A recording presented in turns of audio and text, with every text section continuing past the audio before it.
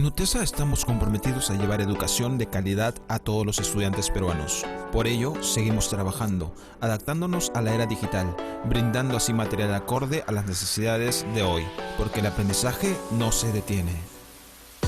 eFuture, editorial innovadora con productos que se adaptan a nuestros estudiantes. Especialistas en desarrollar contenidos basados en las competencias del siglo XXI.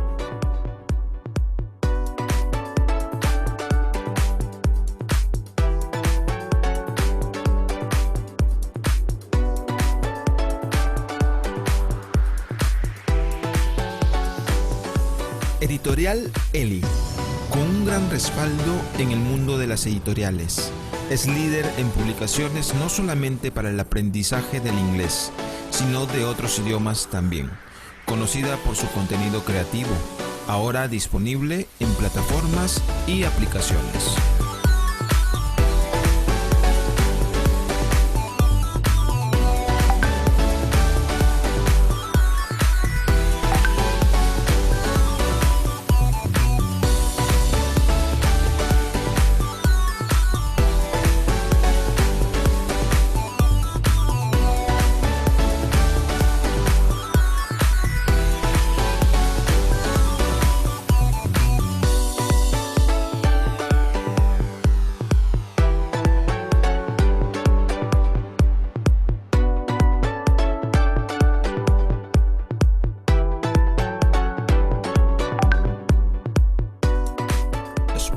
Publishing, con más de 3.500 títulos publicados y presente en más de 90 países, nos ofrece soluciones educativas basadas en el desarrollo de pensamiento crítico y resolución de problemas.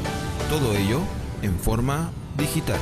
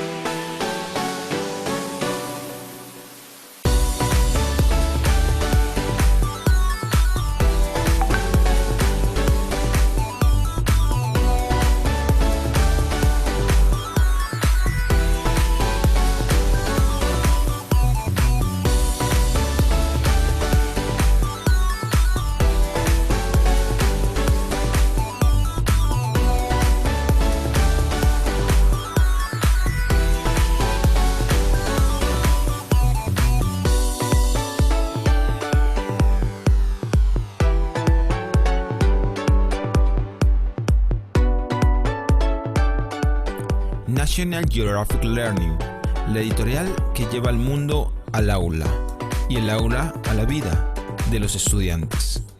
Sus series permiten el aprendizaje por experiencia y desarrollan habilidades para ser ciudadanos globales exitosos.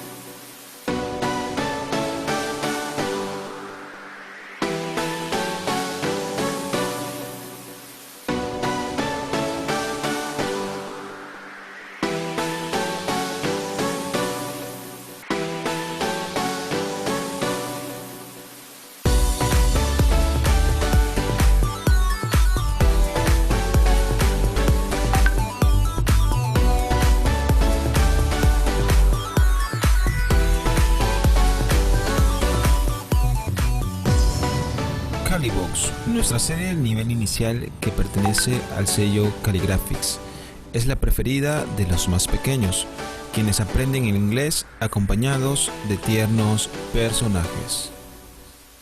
English Buzz es una serie para el nivel primaria de la editorial Briggs. El buzz del inglés recorre calles mientras va presentando contenido variado, historias, canciones que aportan diversión al aprendizaje del inglés.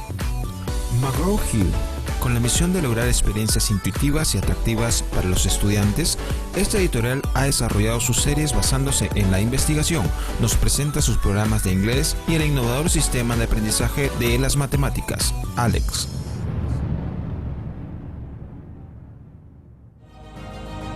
Nutesa no es solo una empresa, no es solo la enseñanza o el sentimiento de un libro, la fuerza de un perforador o la elegancia de una agenda. Nutesa somos todos. Nos acompañaste 78 años y hoy te acompañamos a ti. Gracias, Perú.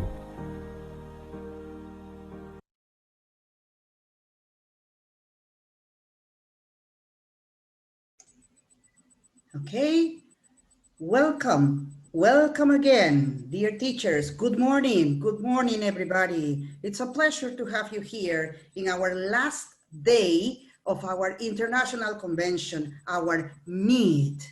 Again, it was a pleasure to be with you 3 days, sharing wonderful experiences from our wonderful speakers. Okay, so let's start, but first, some guidelines for you to remember. Let me wear my glasses. Yes, just a moment, please. Okay. Yes, here we are. Please, as always, we recommend you to mute your microphones, right? For not interrupting the session.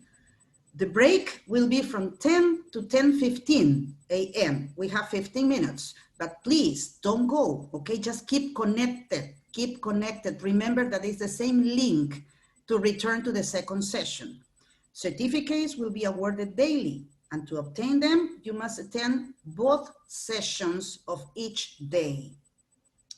Teachers who couldn't register on time, you can fill in the form that is going to be in the chat box, but this is only for teachers who couldn't register on time, okay? Who couldn't register on time.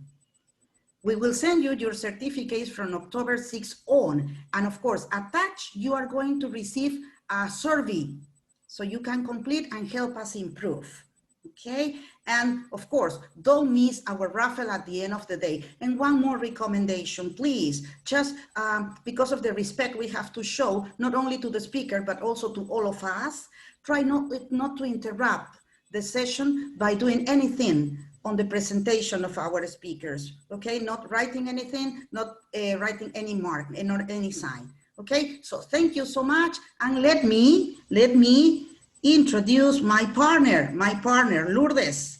Are you there?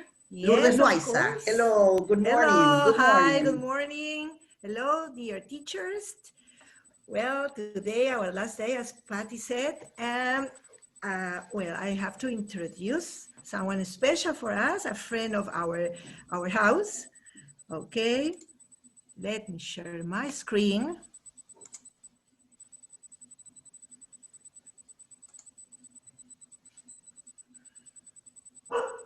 Excuse me, a moment, please.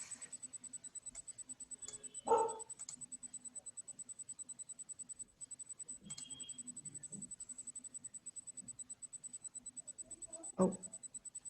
Yes. Okay, one moment. Yes, don't worry. Don't worry, we are here. Okay, we are on time, I think. Yes. Okay, here it is. Yes. Lourdes, your microphone. Okay, yeah. Thank you so much. George, your presentation is like today. this. It's with a surprise. Yeah. Well, so today, dear teachers, I have the pleasure to introduce, one moment, please. okay, to introduce George Kokolas. George has been a teacher trainer and academic consultant for Express Publishing for the last 14 years. After his graduation in English literature, he devoted himself to ELT. His vast experience includes developing helpful and practical views about topics such as motivation, effective learning, classroom technology, critical thinking, and differentiated instruction. He has delivered successful seminars in conferences throughout the world. And today we have him in our convention. So George, welcome today. Can you hear us? I can hear you perfectly. Okay, so thank you very much. And the audience is all yours, dear George. I hope your dog is watching the presentation as well, Lourdes. Yes, she likes to be here with me. Everybody in our meet. Yes, okay, thank you so Excellent. much. Perfecto. Buenos días a Perú, buenos días a todo el equipo en UTESA. Espero que todos tengan sus cafecitos aquí como yo. Okay, and yeah, it's a great pleasure, just to give you 2 more minutes before more people enter the room. It's a great pleasure to be invited in this international conference. And, you know, I can see many people coming and, you know, it's always a great pleasure. I love Peru. I love Peruvian people. I love Peruvian food. You know, it's all about love and a positive energy. So I hope that today you will enjoy this presentation. And, you know, I know that 9 o'clock in the morning might not be the best or the optimum time to watch a webinar, but it's okay. We will try to exchange some energy and send a positive message. And of course, try to learn something new. Let me see if I can share my screen. Yes, I can. Okay. And to give you an introduction about today's topic and about today's talk as well. I dare say that this talk, as most of my talks, are a little bit autobiographical. I mean, obviously, I have a background. By the way, it's 20 years that I've been working for Express Publishing and not 14. I have a background. However, you know, I never stop saying that I'm one of you. I'm a teacher and I like to be considered as a frontline teacher. And a frontline teacher is someone who needs to be receiving the vibes all the time, all day, every day, and share with people, talk with people, discuss with the teachers. That was exactly the motive behind this talk. Let me tell you since the beginning that I don't consider myself to be an expert in online teaching. In what sense? That, you know, I'm not an academic that has studied in this field, but I am a frontline online teacher who has been practicing this since last March practically every day, who has been literally pushed overnight just because the whole world changed because of this pandemic to teach online. I'm a person who likes to be considered tech savvy. I know about technology. I'm really, my friends call me Inspector Gadget because I have all these different technology things. I'm a geek. However, when it comes down to online teaching, I dare say that it was a completely different experience. So today here, I'm here to give you a manual of experience, a manual that comes straight from the front line. And I dare say that I came back as a winner because I can tell you that it worked. However, I also dare say that I face the same fears, the same doubts, the same inquiries, the same questions as you. Of course, now it's not March. We've all been there. We've done that. However, it's important still to use this as a basis. Use this as a basis so to move on into the next step. And of course, hopefully getting some new ideas. And still, you know, this is not going to be a lie. I'm talking with many teachers from all over the world. Many people haven't started doing this yet for many reasons. Or they have started doing it and they still have some fears. So the first part of this presentation will have to do and we'll deal with try to provide some questions with all the fears, all the doubts that I said before. And the second part of the presentation will be more practical. I'm going to give you step by step. I'm going to give you break down into different chunks all the aspects of online teaching, share my experience, hopefully to give you a couple of new ideas. And we will wrap it up in the end with a positive message, because we can do it. We can all do it. And I'm afraid to say, you know, I don't take this as a negative comment, but this is my personal opinion. Online teaching is here to stay. So I don't think that there will be any other period of our lives from now on in the future that this won't be part of our teaching. Partially, sometimes blend in a blended way, but it will always be there. So knowing some things, setting up the context and a basic background, I think is essential for everyone today during these times. Let's start. I think the first thing that crossed everyone's minds is what I call a matter of perspective regarding online teaching. The first time that we had, or all of us had to do it, and we were in front of the computer before the first lesson, this might have crossed our minds that, are we having here a problem or are we having an opportunity? And after again talking with many people, I realized that these were the two different mindsets, that they still exist in teachers' minds. Some of us see it like a mountain that they need to climb. Some others have seen a great opportunity. And the ones who grab this opportunity are the people who not necessarily have gained something, but definitely moved ahead, made some progress. And now maybe they can see the future again with a different, more positive mindset and aspect. Starting to become more specific, four of the main core doubts, four of the main core problems that people and teachers faced when online teaching became predominant were, I think, what you can see right now on this picture. And teacher trainers, colleagues, experts had to reply, because these refer to tangible problems that maybe we have all faced. First of all, it has to do a little bit, yeah, with marketing, but still it's an issue that it's not that much that has to do with the money. It has to do with the moral aspect of our job. And of course, may some of you have faced the question coming to you, so now you are giving an online class, do I have to pay the same amount of money? Which eventually means, if you interpret it, are you going to offer my kid the same quality, high quality of work, the same high quality of knowledge? The answer is for sure yes. And why I'm saying yes? I'm saying yes because online is simply a vehicle. It's simply the car. You are the driver. And the driver remains intact, remains the same, no matter if he's driving a car or train or a steamboat. So yes, if you are going to be the same good teacher, if you are going to find out more about online teaching, if you are going to be good in what you are doing, then of course you demand to ask for the same price. And you may, you know, find that I'm a little bit adamant, but you know, this is how we should protect our profession. I don't know if that was a common doubt in Latin America, but I can guarantee that it was an issue in many countries in Europe. Once the thing started going online, parents started wondering whether this has the same quality and if they have to pay to the teachers and the instructors the same money. So the answer here is yes. Why? Because the quality of my teaching cannot change because I'm going online.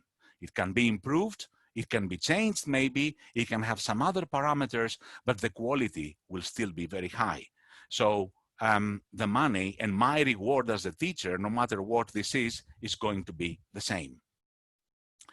The second biggest question arised was, what materials do I use to do online lessons? I'm going to give you some indications today, but I can tell you, and I have to say and congratulate all the publishers, all the content providers, because right now in the market you can find many different solutions and a lot of content that can definitely suit your classes. However, there is one remark. I think this bubble here and this specific statement is very much equal and reminds me of the idea of too many photocopies and too many different external materials that I may bring even to the regular face-to-face classroom. This is the same analogy. This is the same correlation that we can do here. If you're looking for content, try to find something comprehensive. Try to find something holistic. Try to find something that, you know, as one entity will cover the needs of your students. And then if you establish the entity, something like 80% of your content, then you can spice it up with so many different applications, with so many different programs, and so many other different software. But you have to have a base. You have to have a foundation there of knowledge. And this should be given, you know, to my experience, maybe from one single program that suits your need, suits, you know, the requests that you have from your superiors, the school demands, the school curriculum. This is something that then it's correlated to curriculum design, but try to go for something comprehensive, something unique, something holistic, and then try, you know, to complement it or supplement it with other content. Later on, I'm going to become more specific and I'm going to give you specific examples. Now, the other question, what if at home has more than one, I'm sorry, because I need to move so to read the slides, just to move. What if a family has more than one children, but only one computer at home? Obvious question, and specifically, this question comes from countries that, you know, right now financially struggle. And many countries, you know, are the same, even in Asia or even in Europe. There are three basic answers here. Number one, you cannot get connected only through a computer. You can get connected through a phone, you can get connected through a cheap tablet, you can get connected even, you know, from any other possible device that you may have, and that it has a screen and it can go online. Of course, the impact may not be the same, but still it's a connection and it's a lesson that it can be delivered. I have seen this with my own eyes. The second answer to this question has to do with scheduling. Scheduling inside the house. So if there is one computer, obviously I need to coordinate with the school. I need to coordinate with the members of my family. So this computer is available at a specific slot and a specific time. Sometimes I'm mentioning this here because I have come across families who don't want to go through this process. They find it very troublesome, and there is a lot of hassle. But if there is one computer, then it has to be done. And the third option, which of course, you know, it's a matter of mindset. You know, obviously, I do realize that buying a computer is not just does not require an amount of money that you can find easily. But at the end of the day, you may want to see it as an investment for your children, buying another computer. In what sense? In the sense that right now, as I said before, online teaching is here to stay. If they need it now, chances are that they need it in the future. And, you know, without being misunderstood, but I dare say this, I don't know if you have the same in Latin America. Right now in Europe, it's very fashionable and it's very popular what we call the selling of refurbished computers, which almost half price. You can get a used computer which offers a guarantee from a certain shop retailer.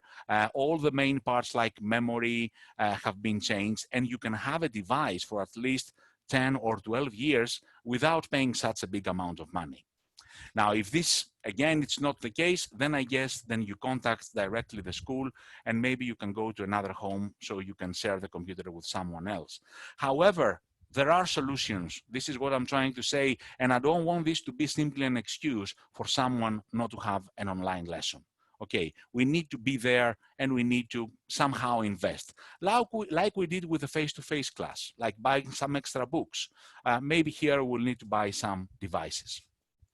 And of course, the last statement for these school changes, it's too complicated. Isn't it better to just continue classes when we are allowed to?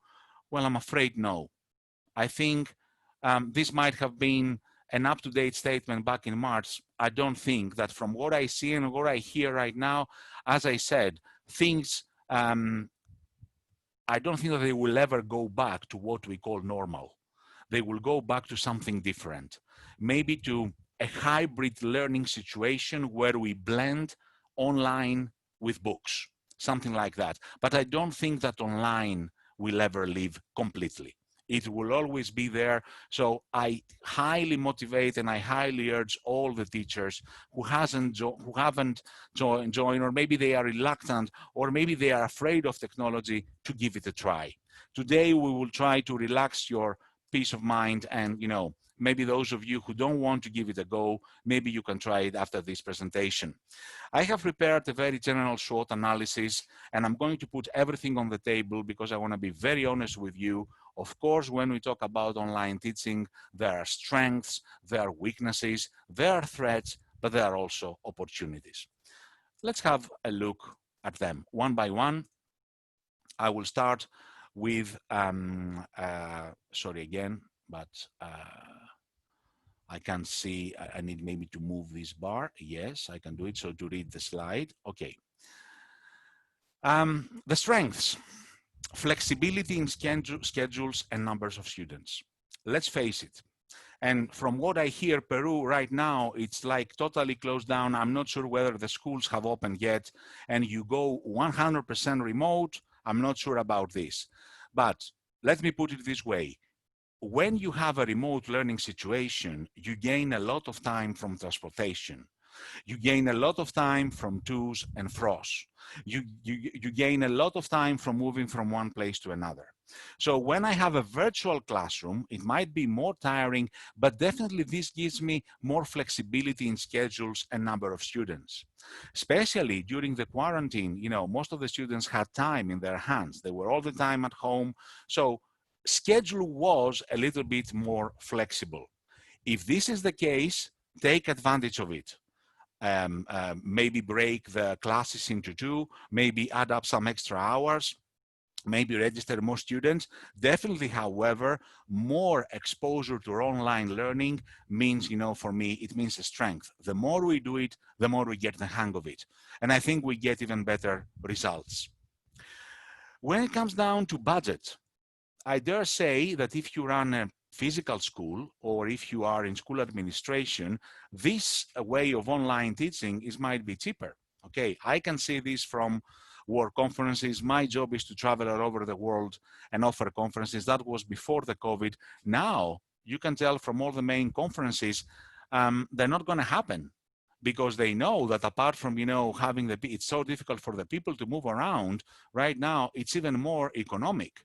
I have statistics and many people calling me from the UK saying that, most of the important offices right now for very big companies downtown London are closing down, and everyone is going to the teletrabajo, like I like saying in Spanish, scheme. They go to remote working right now. Why? Because it's cheaper. So provided that you actually pressing a little bit the cost and you go for a budget solution regarding devices, this might be cheaper from even running a physical school, or definitely it's going to save you some expenses.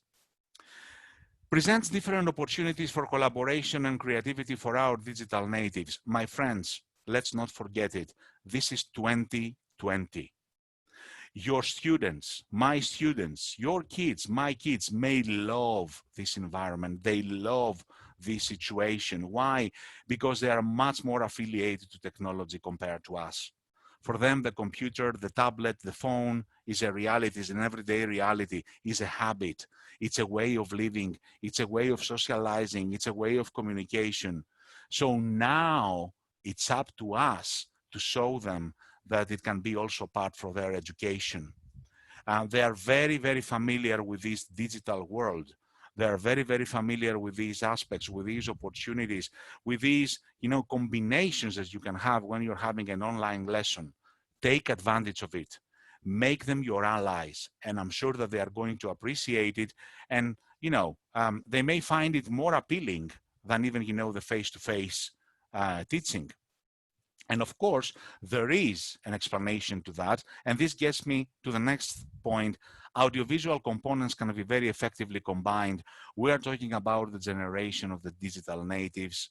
Mark Prensky is the first person who defined and coined this definition. We're talking about kids who have gaming and they play games, video games every day, picture, sound, even Netflix, even Instagram, even, you know, TikTok right now, that is the new fashion, the COVID era. This is the Generation C. And what they're practically doing, they have direct access to digital information by combining all that you can see here. So all this audio-visual combination is what I'm asking you to offer in your classes. And this may open a new, more fascinating window for them, because I said before, they're very familiar with that anyway. Now, the next 2 points, I want you to see them, you know, in conjunction, the one with the other, because they are one entity.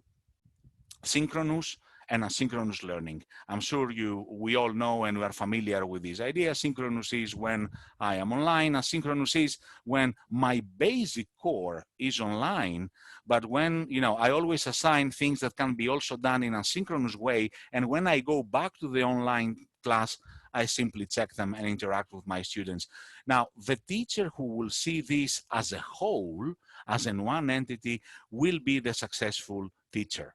Why? Because he should focus and pay more attention to interaction when it comes to synchronous teaching.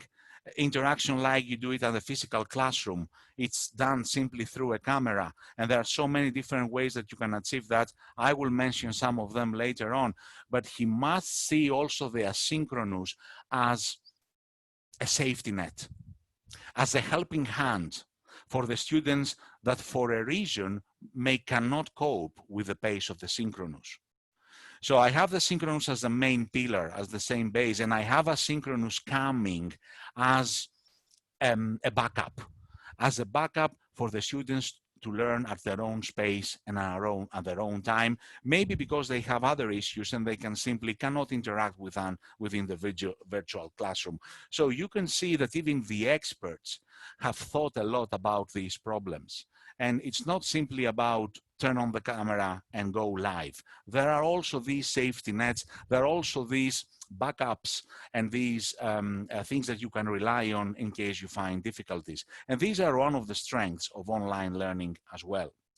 And of course, I've put this last statement because I do believe it's so much in it. Yes, you can have better classroom management when you go online. It's totally, my friends, up to you, even if the camera is off. It requires a lot of stamina from your end. It requires a lot of attention. It requires a lot of preparation, but definitely you can have better classroom management. There is one secret that I'm going to repeat it again. I know that some of you are thinking about it. There is one single classic technique. Always keep them busy. Always bombard them with questions. Always check in and always signposting. There are another fundamental aspects of interaction. But by doing this all the time, you can check, and definitely these can ensure better classroom management. Let's have a look at the next slide. Oops, come on.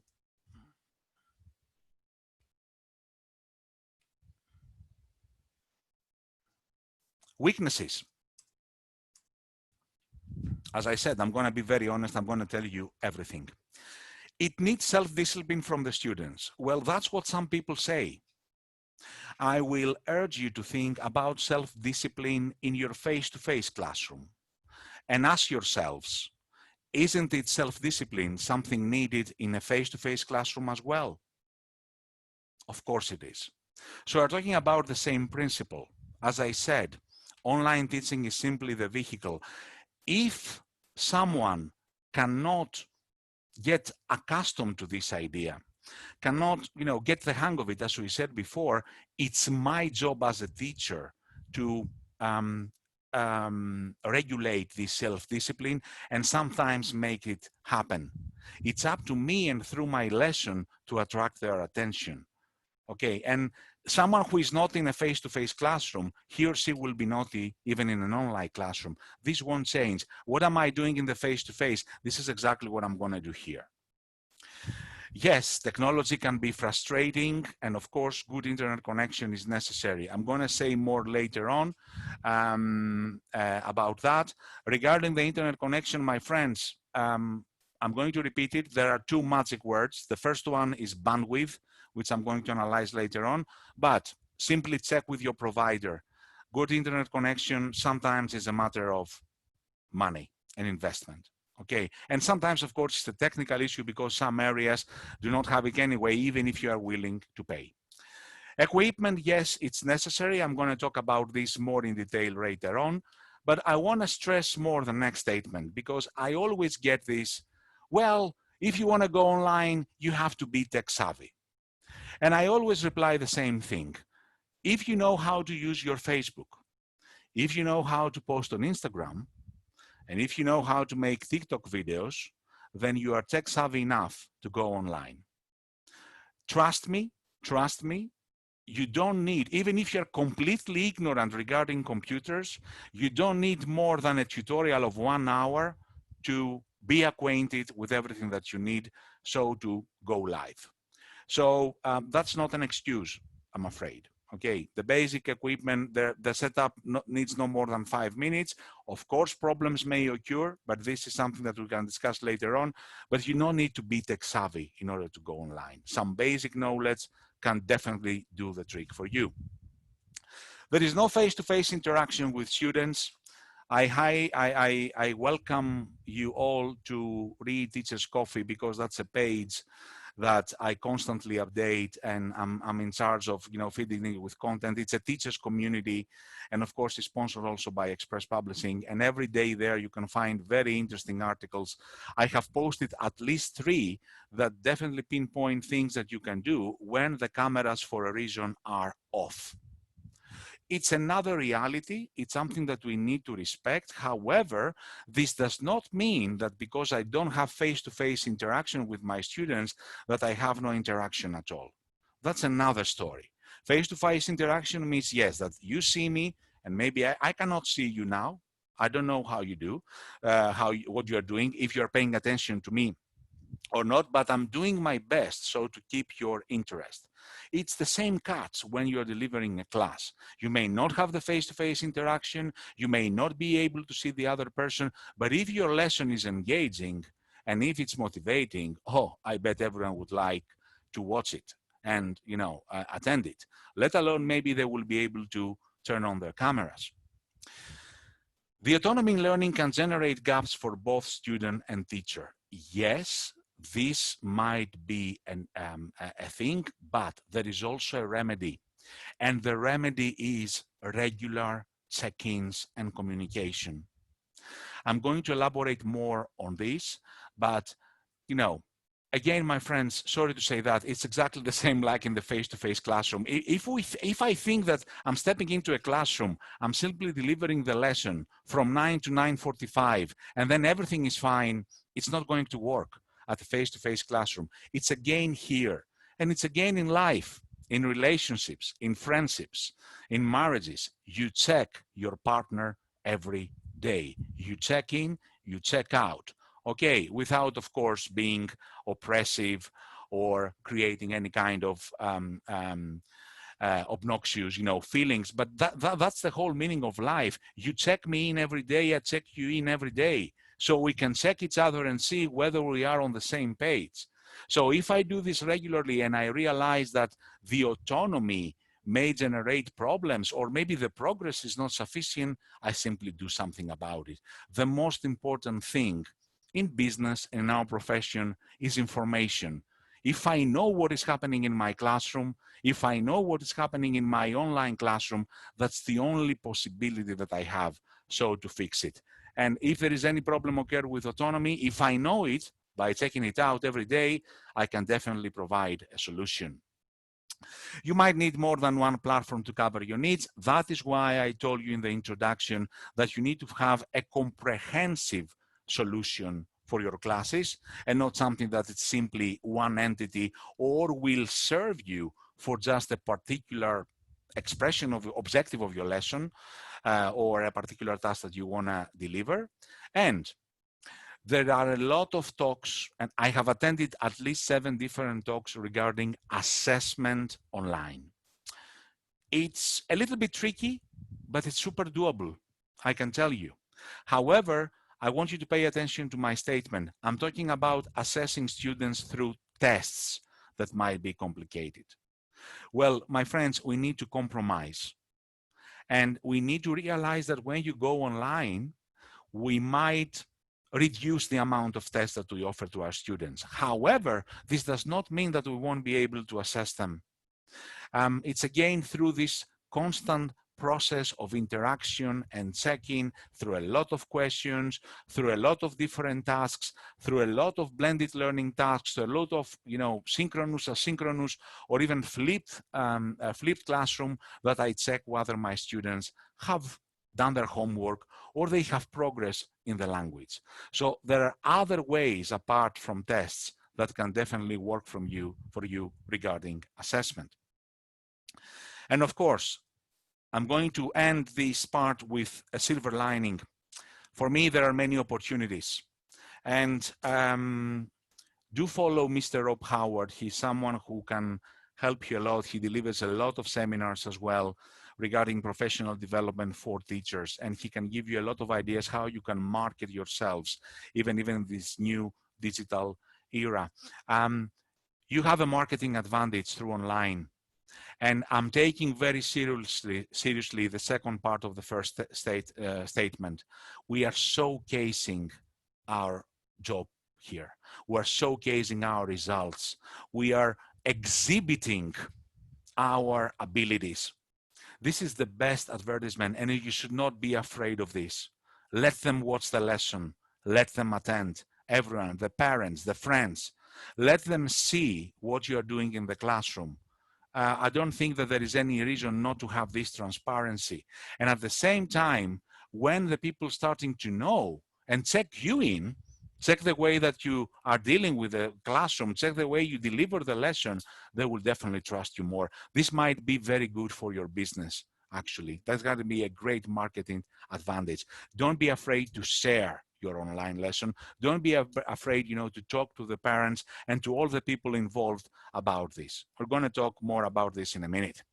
Less teaching time creates opportunities for more classes, of course, because as I said before, now you don't have to move here and there with online. You can even, this is reaching to the last 2 points before I go to gamification, to the potential for development of new services, and of course, to reach a larger clientele. You go online, the world is your oyster.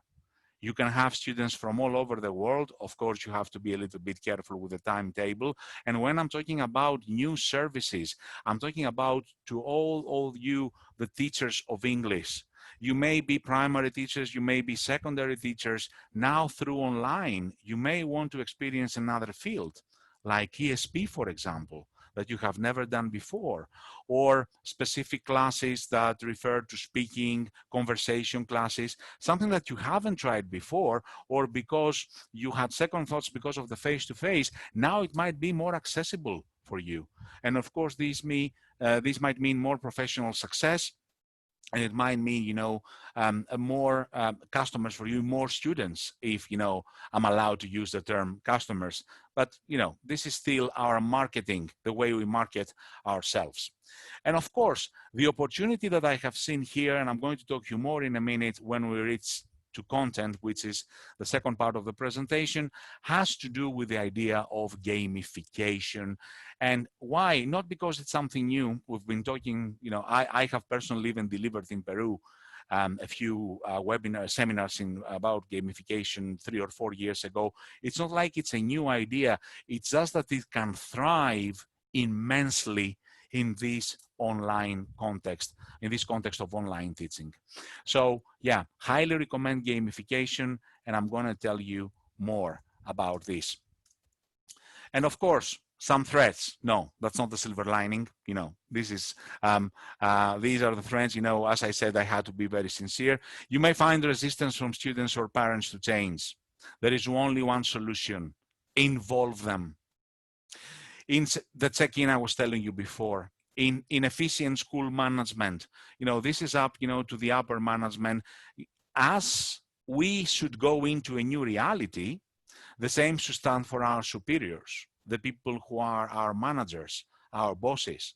If they want to follow the new reality, they need to they need to invest in school management with whatever this might mean, new devices, more hours, better maybe salaries to teachers, everything, something like that. This, goes to another sphere that sometimes is not something that we control, but we can pinpoint and we can actually show them the way, because sometimes they even might not know what really entails to go online. The delivery of the lesson might not be as effective, and I should actually change this and put this might into capitals, because it's in our hands to make it effective. Of course, it might not be as effective, but it doesn't have to do with the online teaching. It has to do with the teacher every time this is happening, and how well you handle all this psychology regarding mindset of online teaching and how you deliver it. Teachers can be exploited and offer substandard wages. This is something that goes under the umbrella of insufficient school management, of course.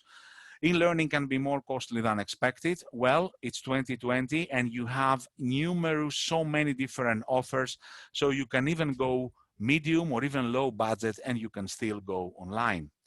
And of course, there is always the competition. And why would that be a threat? Because if you don't do it, my friends, a competitor might do it, may advertise it, may market it, and may have great results. And of course, I take this not as a threat, but I take it again as an opportunity, and maybe this little extra push that we need so to practice it. To sum up, it's time after this first part to realize where you stand, a little bit of self-reflection regarding technology.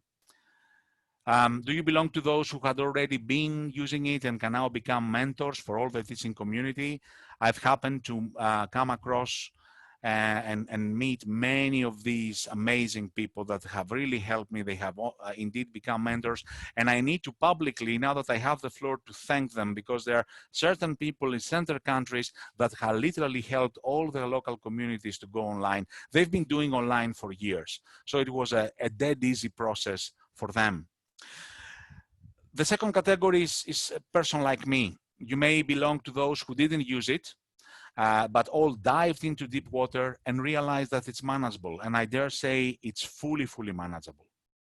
Or you may be, among those who didn't use it and are still reluctant or skeptical, are running out of reaction time. They have to face the beast, or the beast will eat them. So if you're still reluctant about this, you need to do something about it. You need to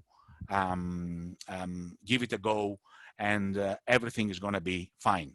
Someone is painting on the screen, but it doesn't matter. Okay, still the letters are illegible. Let's move on to the next one. Practical, frontline. How do I do it? And I will start with the basics. And the basics, I was looking for weeks to find the right quotation for this part, and it came from a very good friend and a great mentor here in my country, Greece. She's a doctor, Dr. Maria Davu. She said that, let me remove the bar so I can read it, online teaching won't change you as a teacher.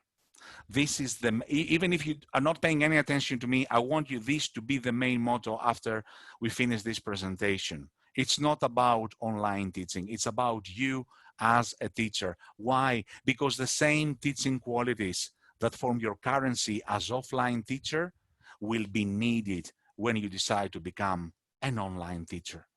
And I have so many different proofs to demonstrate this to you and prove this to you.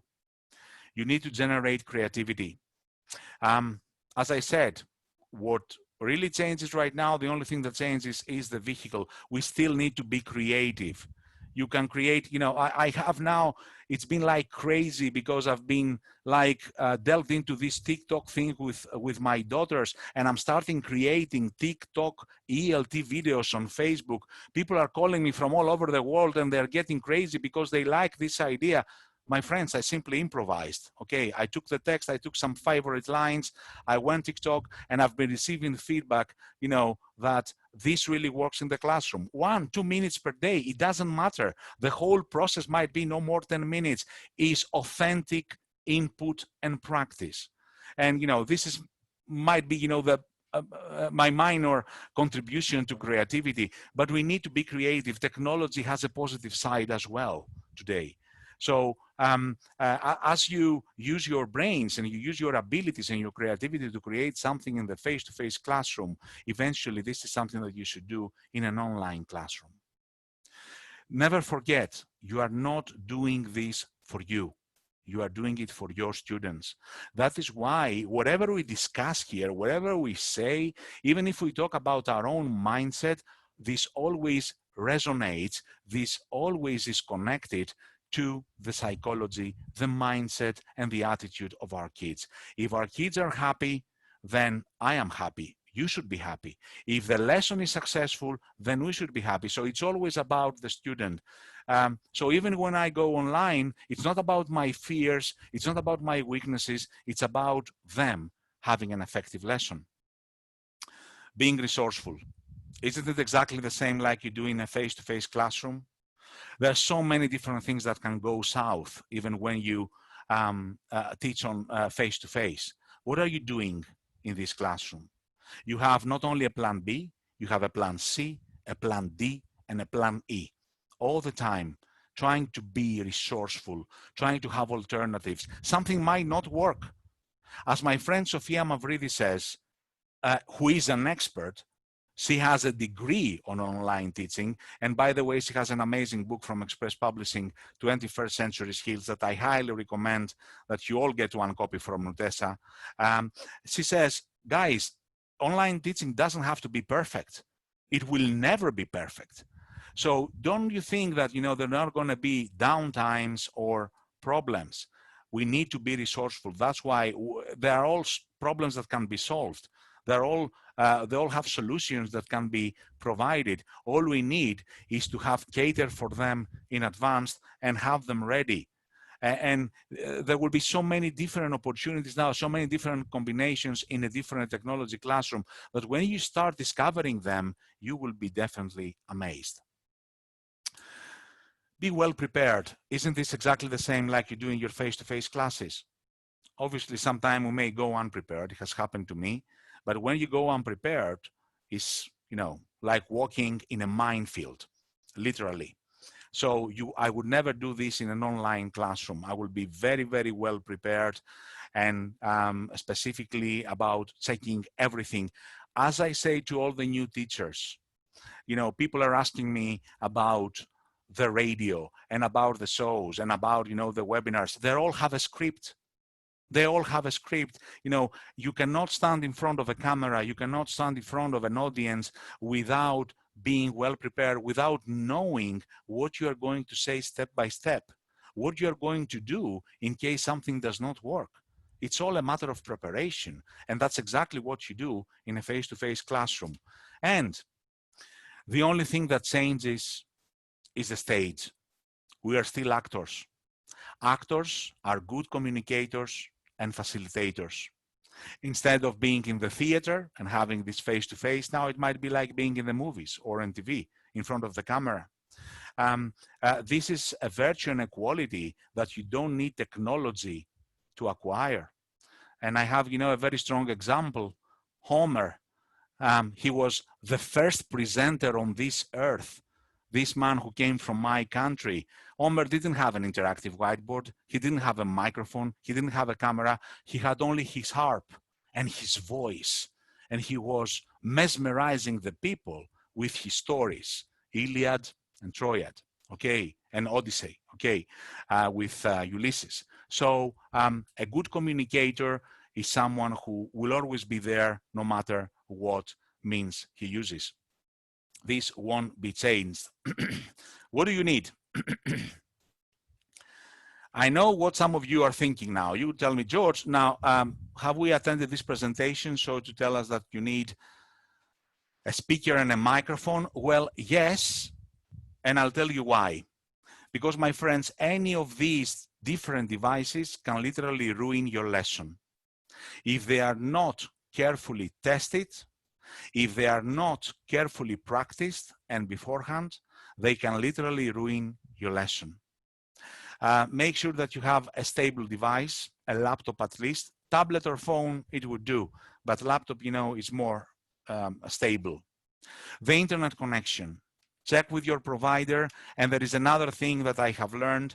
Once, you know, one of my presentations just 2 months ago simply was destroyed because my daughters were watching YouTube videos. My wife was on another device while I was delivering a webinar. And then I realized that when we're talking about Wi-Fi, there is a magic word called bandwidth. And bandwidth means that if you have, let's say, 100 kilos of internet in your house, if your daughter uses 20 kilos of this internet, your son another 20, and your partner another 20, then there is only 30 for you. It's too low to broadcast and send the signal to the outside world. So internet does count, otherwise you may have a lot of troubles. Video conference software, of course, Zoom is about to devour the whole planet right now. And these guys, you know, chapeau, hats off, they have become billionaires within a couple of months. However, there are other software that you can use if you find that Zoom, I personally have to say that I've never had problems with that, but very good is also the big blue button, Click Meeting, and WebEx. There are 3 software that do exactly the same thing like Zoom, and they are perfect. And I've been receiving great feedback for Google Meet as well, who has very dynamically entered this field, and Adobe software. I cannot remember the exact name right now. This can also be very reliable. Speakers and earphones, yes. Why? Not very necessarily of a good quality, but so to avoid echo with from your speakers. This can be really, really annoying. Sometimes you simply cannot have a lesson. Microphone is like a fetish to me, I'm afraid to say. I always pay so to have a good microphone because I think the quality of the voice that should reach now the other side of the Atlantic or any other part, even, you know, some blocks away from my home, should be perfect. So yeah, I would give some extra money for a good microphone. You know, I would actually rely to the microphone of my computer if it still does the trick for you. And of course, the camera, use the one that you have. I'm going to talk more about the camera in a minute. Now, regarding the content, you can definitely choose some LMS software. Now, the LMS software is very beneficial because it also provides, apart from content, classroom management, communication with the parents, assessment. You can communicate with emails directly with all the students. It's very, very beneficial and can really help your students. Now, the learning application, right now, I think we have moved, I was having this interview with George Corbus, who is an academic director in the Middle East, and he was telling me he's very much into online teaching. Right now, we're moving into the next step. Teachers know how to use Kahoot, they know how to use Quizlet. However, now we are reaching the part of integration of these applications in the whole. It's what I told you before. There are so many good applications, but let me put it in simple words. They cannot, you cannot rely entirely on them so to deliver an entire session. You can use them as fillers. You can use them to spice up your lesson. You can use them for specific purposes or tasks, but to use Kahoot, so, you know, to have an entire session every day, I don't think it will be sufficient. Flipped classroom. My good friend Russell Stannard has given many, many webinars. You can even watch one of his webinars on the Express Publishing site, where we have all the webinars there, specifically about flipped classroom. The concept is very easy. You connect practically the online with the offline, not so much synchronous asynchronous. Here the difference is that I assign things to be done offline and the students bring them online. I check them, I elaborate them, I go one step further. Okay, I highly am a great advocate of this specific way of teaching right now. However, my next point, I find it extremely important, and I can vouch for it. I can guarantee that it's very, very effective because I have seen it working. If for a reason the students have the books in front of them, then by using any kind of broadcast software like Zoom, for example, you can use the interactive whiteboard software on the other side of the screen. So you are delivering the lesson via the interactive whiteboard, and the student has either his book, her book, or any other printed content in front of him or her. My friends, this has been for me the most effective delivery of online classes. The absolute blended learning. The teacher has the software, the student has the book. So everyone is happy. All the skills are practiced. Every possible expression, every possible combination takes place through this combination. It's very live, it's very interactive, it's very blended. And it's the perfect combination of the old and the new school, of the classic and the modern. So those of you who do have interactive whiteboard softwares, I dare say Express Publishing has been a pioneer on this field. All our books right now come with complete software that you can deliver the lesson entirely, on that. And with the book as a combination, when this is an option, it's a perfect combination. Videos, EPUB, iBooks, PDF, yes, they're good.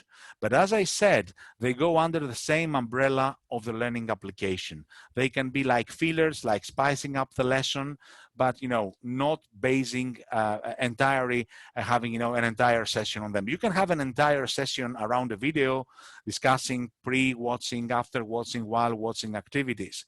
But I don't think you can go further. You can use the video to pre-teach vocabulary or any other new material, but up to that. And of course, PDF and EPUB, they might be very static. Sometimes they don't have this interaction. So I may use it to pinpoint important information, but I don't know if they can actually have any other function. And of course, the idea of gamification. I'm going to say something later on, I'm just whetting your appetite about this, because I'm going to get into the actual lesson, what I do before, during, and after the lesson, which is the last section for today. Before the lesson, if you go to a computer store, online or face-to-face, you will get what we call in psychology choice fatigue. There are so many different microphones, so many different cameras, so many different PCs. So go according to your budget, but the most important thing, choose the right tools and keep looking for better ones. If you find a headset, if you find a microphone, if you find a computer that really works for you, you don't need to change. If you find something better and you try it, yes, but don't risk it.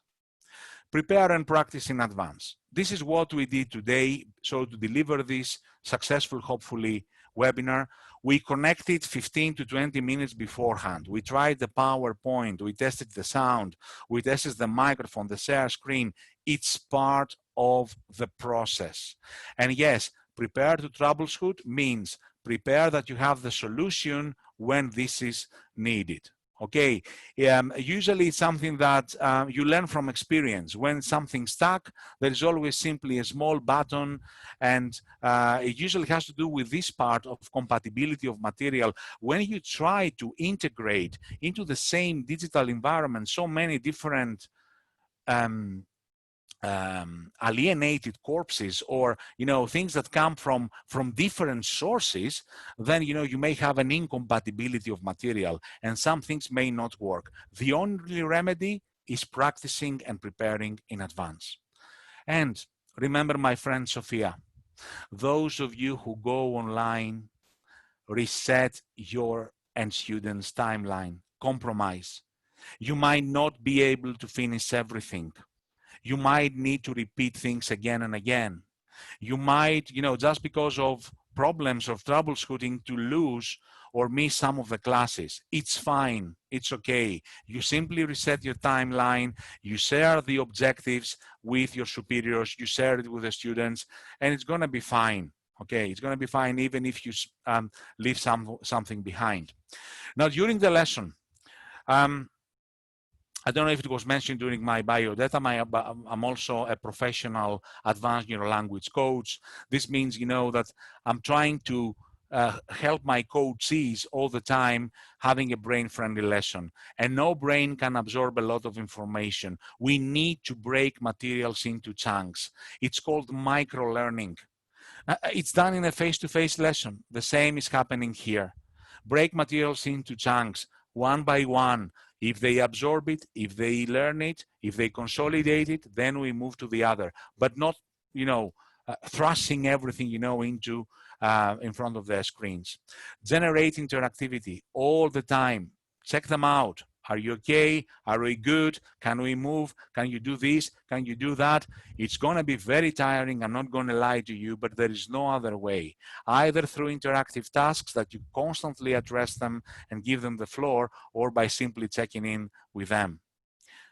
New generation, digital natives, they play video games. They cannot wait for feedback. They want immediate feedback.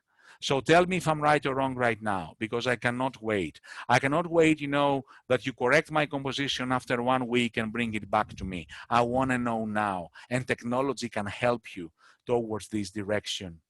Digitalize your assessment. I'm going to show you in a minute how. Make gamification thrive. And of course, I'm going to show you in a minute, enjoy a new teaching experience. It's important that you enjoy this. Do not see it like a must-do thing or another thing in your to-do list. Show them that you enjoy and that you grow together. Talking about assessment, this is from another talk of mine that I have, which is called Breaking the Sound of Silence, and it's about speaking. And I have shown you how this, which comes from an Express Publishing book, which is a mind map. It's a pure speaking exercise. It can perfectly delivered via online. The steps do not change that much, only the delivery change. Provide a model, provide and practice appropriate language and structures, asking for feedback in front of the camera. Ask them to practice in pairs in front of the camera. Monitor the activity and provide immediate feedback. You said this in the wrong way. You need to amend this. You need to amend that. Assign pairs to act out in front of the camera. Assign the act out as homework for the next time, which is going to be your flipped classroom activity. And video record, or I dare say, TikTok record your dialogue and bring them back to me. Let them be creative. There are so many different means out there that give instant access to your kids to do this and still practice English. This comes from an A1 book, and it's a beginner's dialogue. I would do it straight away in front of the camera. And you know what? It might took me something like, you want to say worst case scenario, 40 minutes to finish the whole thing, but the second time it would be easier. And the third time it would be even more easier. So there is always this difficulty in the beginning, but there is always, us to pave the way and smooth this out. Writing activities. I talked to you about language management system. I dare say I highly recommend and vouch DigiBooks because it's been a platform that has been tested so many different times from millions of schools and teachers and students right now. So the writing activity, it can be done perfectly online. It can be given to me. It's the perfect, and I can immediately correct it and send it back through the platform. Immediate feedback, even when we're talking about composition. And the same stands with speaking. I can send the assessment to the kids, to the parents directly via the platform. And I can say 100%, 90% of the exercise and all of the tasks if they have been completed. I have full access of all the assessment that my students have. And talking about gamification, I told you, this is the perfect environment. What can you do? You can create digital badges. You can create points after finishing each one of the exercises. You can divide them into different clans so they can compete with the tasks of the book. All these perfectly fit within a digital environment, even before the pandemic, even before the COVID era. So this is another feature of DigiBooks, which is ready-made for you. All these are ready-made for you. One click away from gamification. All you need is to practice. And if you need more assessment, presentations, dialogues, debates in front of the camera, writing assignments via email, LMS feedback, pen pals, it's a great idea. Also through emails, to have pen pals and interchanging letters, video meetings, live chats, video tutorials. All this can be done in a digital environment. The Kahoot, the Quizlet I told you before, Google quizzes, all these help you to stay connected while disconnected. which, by the way, it's another wonderful talk from my colleague Katerina that talks about psychology during this remote period. But it all has to do with this connection. During the lesson, make eye contact by looking at the camera all the time. It's a face-to-face interaction. Check your screen presence. Make sure that you look clear and good. Communicate with body language, like Homer. Think about your posture. Do not slump over. Sometimes it's really bad for the students to see this image. Use your voice. Your voice is the greatest tool right now when it goes online. You go online, and a good microphone will help you to boost it as well. Minimize distractions. Usually, hopefully you have these backgrounds. I must share this anecdote. There was one webinar I had with some teachers, from Europe, and there was this doll from Vietnam that my daughter had somewhere here at the background, and it was distracting the audience. Everybody was talking about the doll, and they could not actually focus on my presentation. So minimize any distractions at the background. Sometimes take yourself off screen, because it might be very tiring for the people to see you all the time. Looks do matter. Be as professional as possible. I think it's in Florida that the local government has banned all the teachers and the students from wearing pajamas during an online lesson, because this is still a classroom and you have to be respectful. Yeah, you might be from the comfort of your house, and some people may argue, what's wrong if, my kids is in pajamas? But still, looks do matter sometimes. And of course, during the video lesson, make sure your room is clean. Be as professional as possible. Last slide for today. Give them an off-camera hook. So always connect your lesson with something to do after you finish. It's the absolute principle of online learning. Create flip challenges. Connect real books to the digital classroom. If I may say, this is, what we have done many times. You assign 5 books, they go, they read them, they provide feedback in the online classroom, and they gain some points. It's a really nice technique, so to boost up some extra reading. Do individual check-ins. I have said before, this is the main remedy and method. And the most important thing, involve the parents. Constant communication. My last statement for today's presentation, so to allow some question, comes from my friend, the president of the Albanian Association, Mrs. Fitore Suleimani. And she was telling me, a phrase that really, and even until today, gives me the bumps.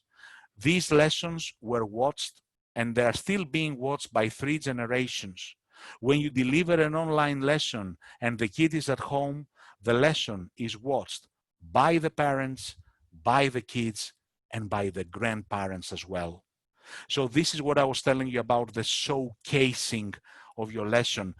The virtual classroom should be open to everyone. Everyone should have access, so to see why the teachers now have come up at the front, and they have become mentors, and they have become so important during this pandemic.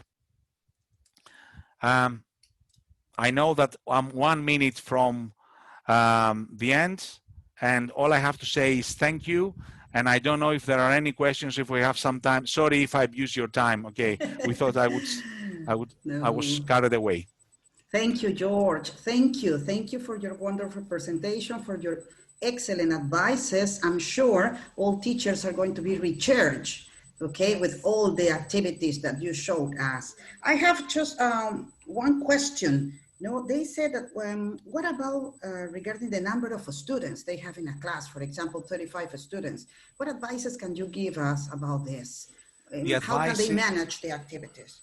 The advice is that this is something unavoidable. This is something that cannot be avoided. And what usually many schools have done is, because there might be a flexibility in the schedule, usually they divide these classes.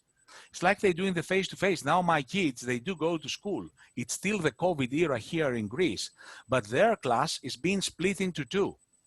So eventually this means double shifts, double rooms. If there is no way to manage 35 people, I cannot see any other remedy. Simply splitting them. Okay. Okay. Thank you. Yes, Lourdes? Well, we have read some comments from our teachers. how important is feedback, George? So you are talking about feedback. Thank you so Which is much. your appreciation? Thank you Yes. very much, Lourdes. Yes, the thing is that I think there is one phrase in the presentation. For me, feedback during the online is synonymous to assessment. And it's also synonymous to the regular check-ins I was telling you before. So during assessment, I can check, was I effective? Was the lesson effective? Do I need to change anything? And during these regular check-ins and communication, I can receive the feedback in a more informal way. This might be intimidating for everyone, okay? So people may not open up. They may not really tell you what they are thinking. That is why I highly recommend, of course, Zoom meetings with the parents after the class is over, or a WhatsApp, let's say, group, where people can give you this feedback. You need to create an informal context so people open up, because for them, it's still something new. And, you know, only by relaxing them, it's what Rachel Paling, my friend, says, they get amygdala hijack, okay? For everything new, we get into a fight or flight. So we have to ease the brain, make them see that this is something normal, and then they will give you the right feedback. But we need to provide this relaxing context. Thank you. Yes. Thank you for Okay. all your strategies and advices. Yes. Thank you very much. They It was will a real help us pleasure. a lot. Yeah, thank you. Thank you. Thank A pleasure you. for Bye-bye, us, Peru. George. A pleasure for us. Thank you so much. See you Bye-bye. next time. George. Goodbye. See you. Thank you. Bye-bye. Thank you. Bye-bye. Okay, dear teachers, so we are going to have 15 minutes. Keep connected, 15 minutes, and we start the second session. Okay, see you then. Thank you.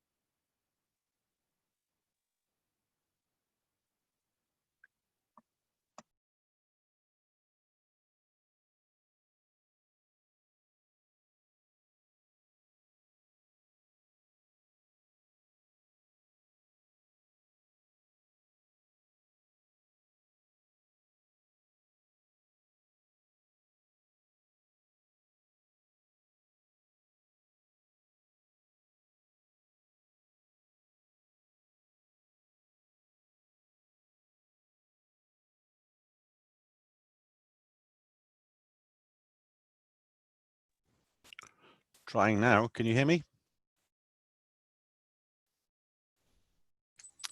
Yes, Andy. Hi. Hello. Fatty, We can hear hello. you.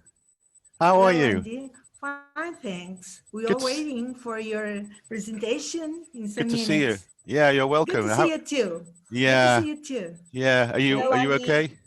Hello, who's that? Yes. Fiorella. Fiorella. Fiorella. Fiorella. Hi, welcome. Hey. You cannot Thank see you. her, but she's there, I think. Yes. Ah, I'm okay. here, yes. No problem. That's great. How is the Mhm. event? Is it successful? Yes, everything okay? Right now we are in Yes. a break.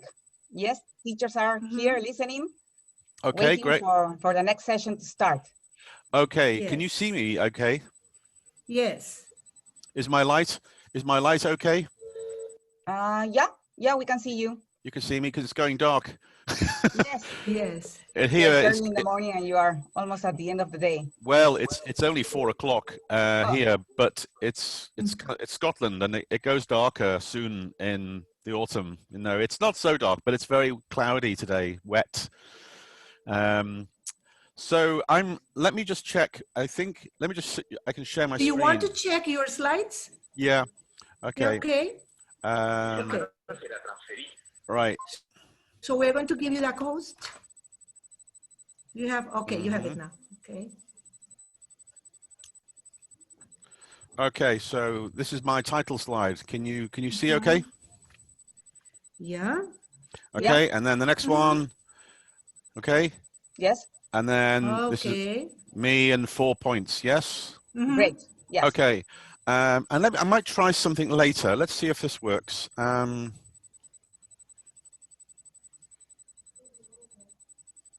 you think teachers that we are under a lot of pressure to make sure that we are strong and regardless of what Can you hear that? us, we get through it? Yeah, the young people expect the adults to have the answers, and we don't have the answers, and that could make. Can you hear that? Okay. Oh, sound. Why can't I hear you? Ooh, that's interesting.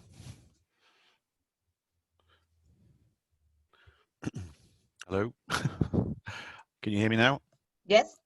Did you hear that? Okay, I was playing something from my phone. No. Okay, I'm going to leave that in that case. Okay, that's interesting. So let me check my audio. I'm going to share my screen and talk and see if that works. I want to make sure you can hear me when I speak. Okay. Okay, so here is my main slide. So here I am, testing. Can you hear me and see the slide? Yes? Yes, Angie, yes. And can you hear this? Feel very vulnerable and make them feel very A fragile little bit low. and uncertain. Right. Those kind of conversations need to be had, but in a busy A little school better.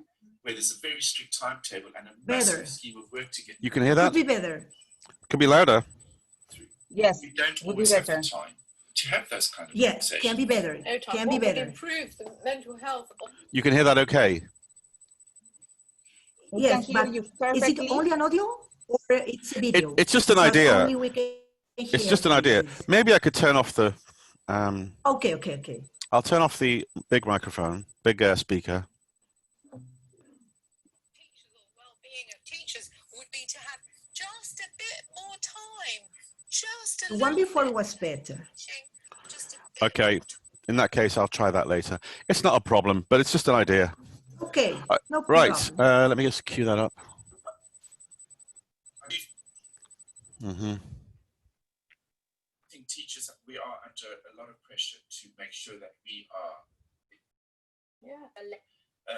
Right, so, right. Wow, do I have to admit people in? No. No, don't worry. Just Okay. keep calm as your presentation. Yeah, I know. 5 more minutes for teachers to come back from the break, and maybe some Sure. other teachers will enter the room. So we'll let you Okay. know. We'll let you know, Andy. How many people are waiting then? It's good. How many people? Yeah. How many Yeah. people are there today? Right now, almost 300. Okay, doing good. They want to go home, I guess. They're tired. Yes, we're starting Saturday, remember. They want Yeah. to start their weekend. How many did you start with on Friday or Thursday? Thursday, we had around 400 teachers. Oh, not bad. Most people have No. stayed. Okay, I'm happy. I'll start when you Okay. tell me. And I have We'll to let you stop know. people. I have to stop people from writing on the board. You told me. Yes, please. How do I do that? Let me just check. Basándose en la investigación, nos presenta sus programas de inglés y el innovador sistema de aprendizaje de las matemáticas, Alex.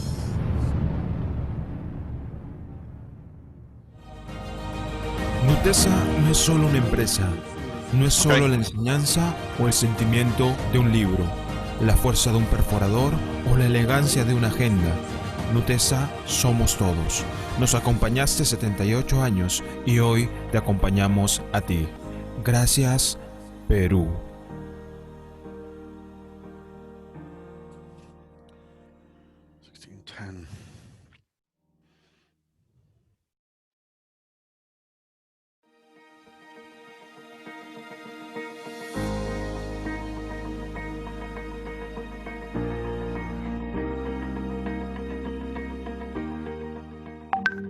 En Nutesa estamos comprometidos a llevar educación de calidad a todos los estudiantes peruanos. Por ello, seguimos trabajando, adaptándonos a la era digital, brindando así material acorde a las necesidades de hoy, porque el aprendizaje no se detiene.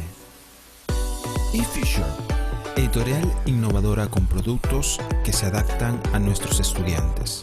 Especialistas en desarrollar contenidos basados en las competencias del siglo XXI.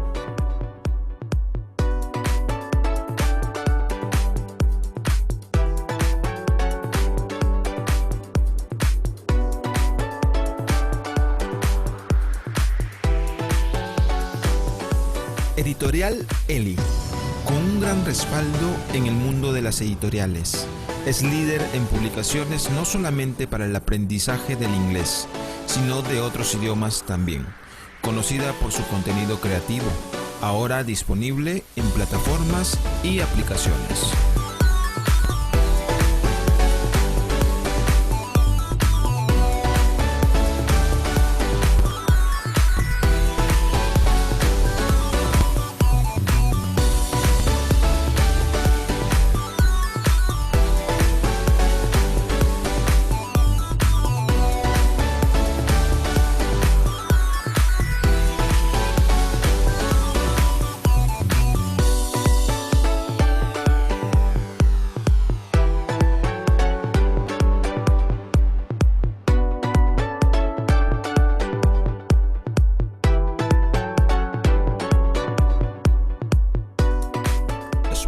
Publishing, con más de 3.500 títulos publicados y presente en más de 90 países, nos ofrece soluciones educativas basadas en el desarrollo de pensamiento crítico y resolución de problemas. Todo ello en forma digital.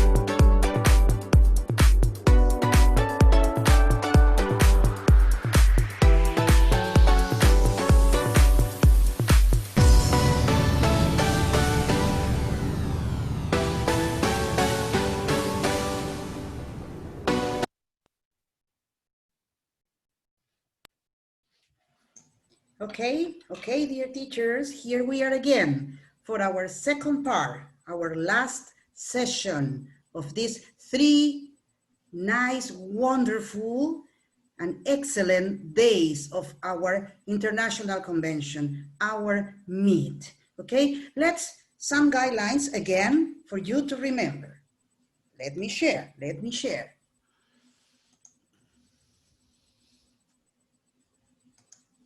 Okay, here I am. Yes. Again, please mute your microphones during the sessions for not interrupting, okay? Certificates will be awarded daily. To obtain them, you know that you must attend both sessions. Teachers who couldn't register on time, you know that in the chat box, you are going to find the link for registering in the case you are not. We will send you your certificates from October 6 on, and attached, you will receive a survey to complete so you can help us improve. And of course, don't miss our raffle at the end of the day. Okay? Thank you so much. And let's go with the second part. Lourdes, here you are. I'm going to stop sharing. Yes. Thank you, Patricia. Can you hear me well? Yes? Yes, of course. Yes. Okay. I want to share my screen now. Okay, wait a minute, please.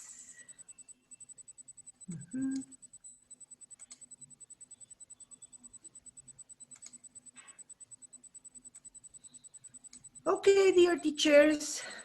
So today we have with us Andy Cole. Yes? Andy, well, is from Early Publishing, sorry. He starts out as a graduate of German and English linguistics and an English language teacher. He has been in ELT publishing and training for 30 years, working in over 40 countries. Passionate about creative ELT materials and motivating teaching professionals.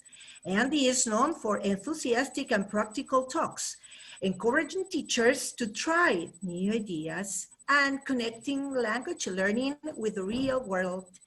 Andy grew up near Liverpool, wow, where the Beatles come from, in England, and now lives in Glasgow with his family, dog and guitar. He loves traveling, film, and playing music. So welcome, Andy. The audience Thank is you. all yours now. Thank you. Thank you so much, Lourdes and Patty and Fiorella. I'm just going to share my screen. I think that's what I do. So let me go and find my slides. It's great to be here or there or wherever. Where are we? I mean, it's like amazing, isn't it? Now, I just quickly, for all the people who are watching, can you just put in the name of your town or city or village where you're from, just so that I can get some places to think about, and I know that you're listening and you can hear me okay. Lima, okay, I knew that one. Thank you. Okay, cool. Wow. Wow. Budapest? How did that happen? That's not in Peru, I know that. My geography is good. Wow, wow. Okay, thank you. So, ooh, Juanico, wow. Good morning. Yes, Victor. Hello, everybody. Is there anyone? Okay, so that's great. You can hear me. Now, we have about 50 minutes, and I want to say a big thank you to my host, Nutessa Fiorella, and the team for inviting me, and for Ellie Publishing, who invited me last year to be part of their team as a consultant to present materials and ideas for teachers across many countries. And I'm normally on the road, like many people in my position. And last year I was in Peru and was supposed to come back, and I'll come back soon, I hope. But it's good to be here with you in spirit. I'm English, as you can hear from my accent, and I grew up in the north of England, and now I live in Scotland. And I want you to know that, because Scotland is wonderful, but I'm not Scottish, okay? And everybody tells me, why don't you have a Scottish accent? Well, that's because I live in one country, but I was born in another one. But I think people have a feeling that only Scottish people live in Scotland. Nobody can live in Scotland unless you're Scottish, okay? It's weird, huh? People think of these things about language and where we live. But that's a different talk.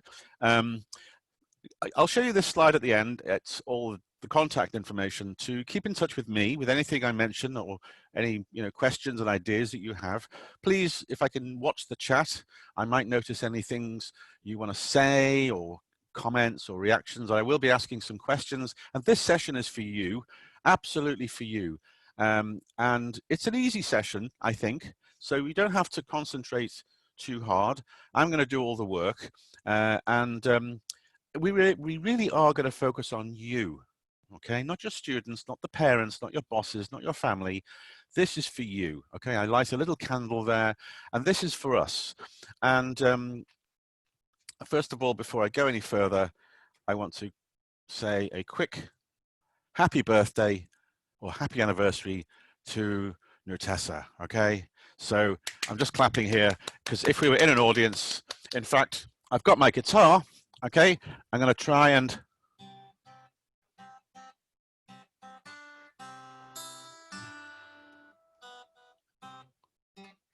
wait.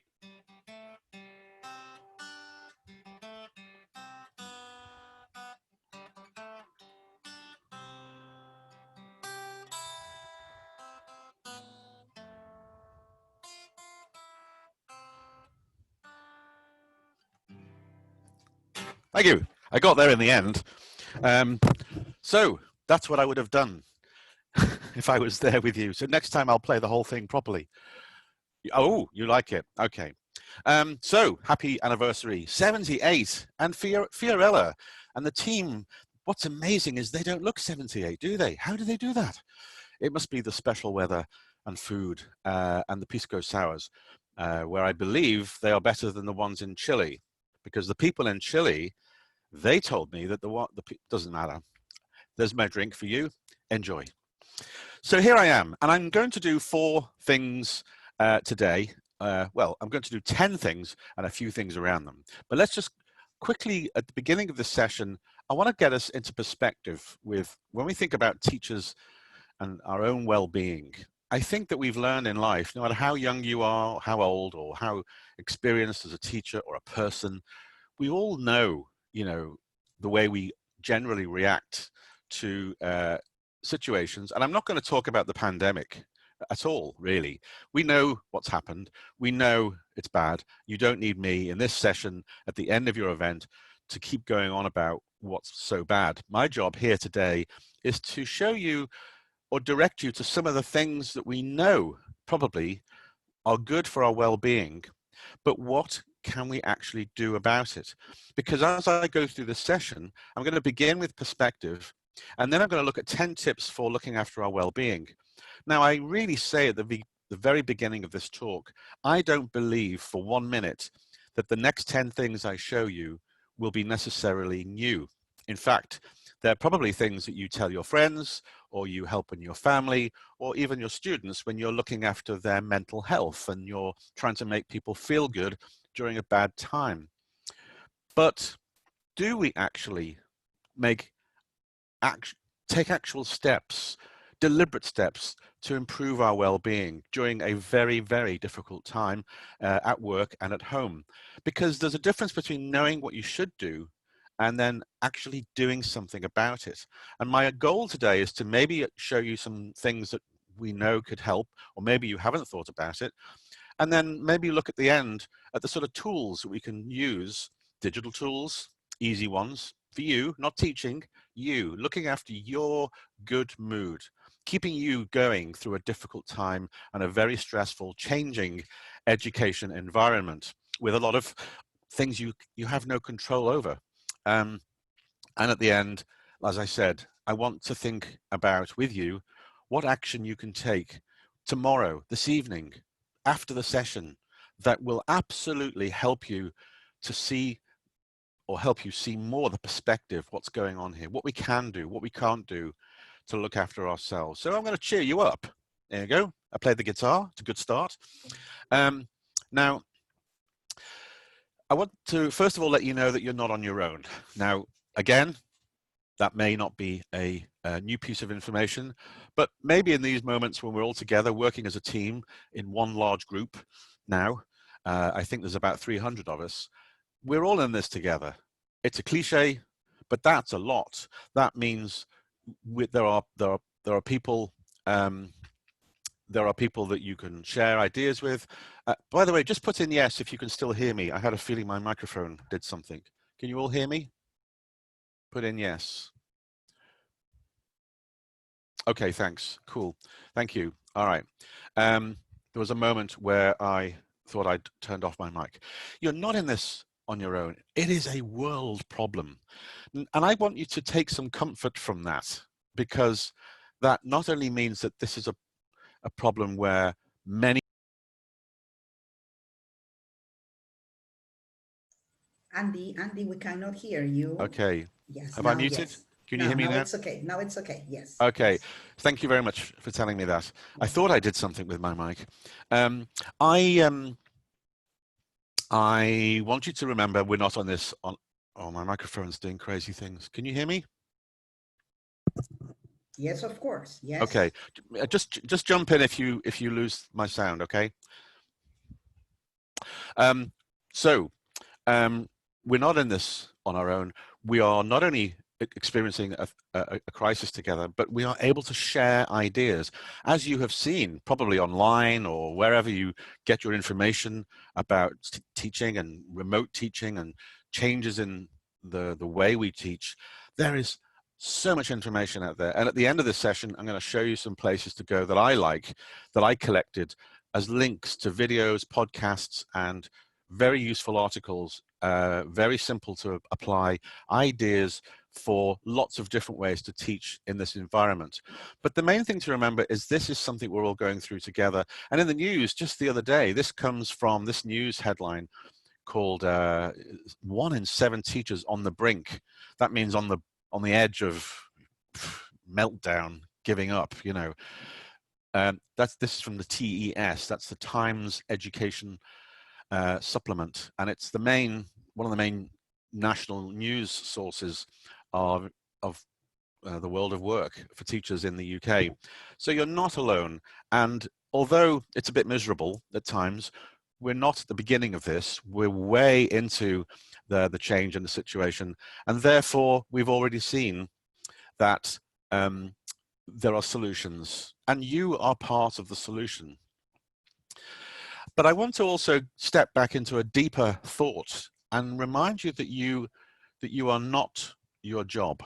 Okay, now that may sound a little bit too simple, but we're not. I mean, I present, that's my job. I show teachers new ideas. I help people to present.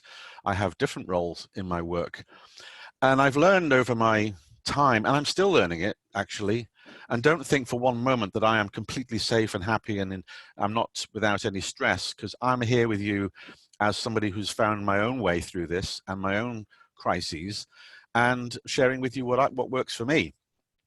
But I've learned over the years not to consider that my personality is on trial whenever I do my job.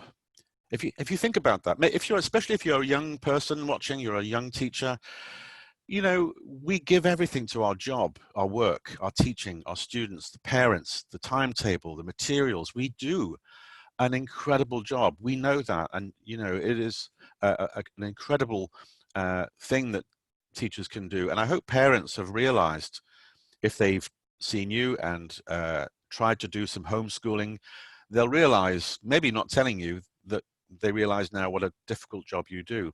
But please remember, as we go through these ups and downs of teaching and making mistakes, losing connections, getting lessons completely wrong, you're still who you are. You are a person who has a job. So my first message is to really try and it doesn't happen overnight, but start to remember that you as a person, you're not defined by your job. And if you think you are, then that leaves you quite exposed, doesn't it? Because if you think that you are the job, your personality is linked to your success or failure in your work, that'll bring you down when you have a bad day. But if you did your best and had a bad day, that doesn't make you a bad person. Do you know what I mean?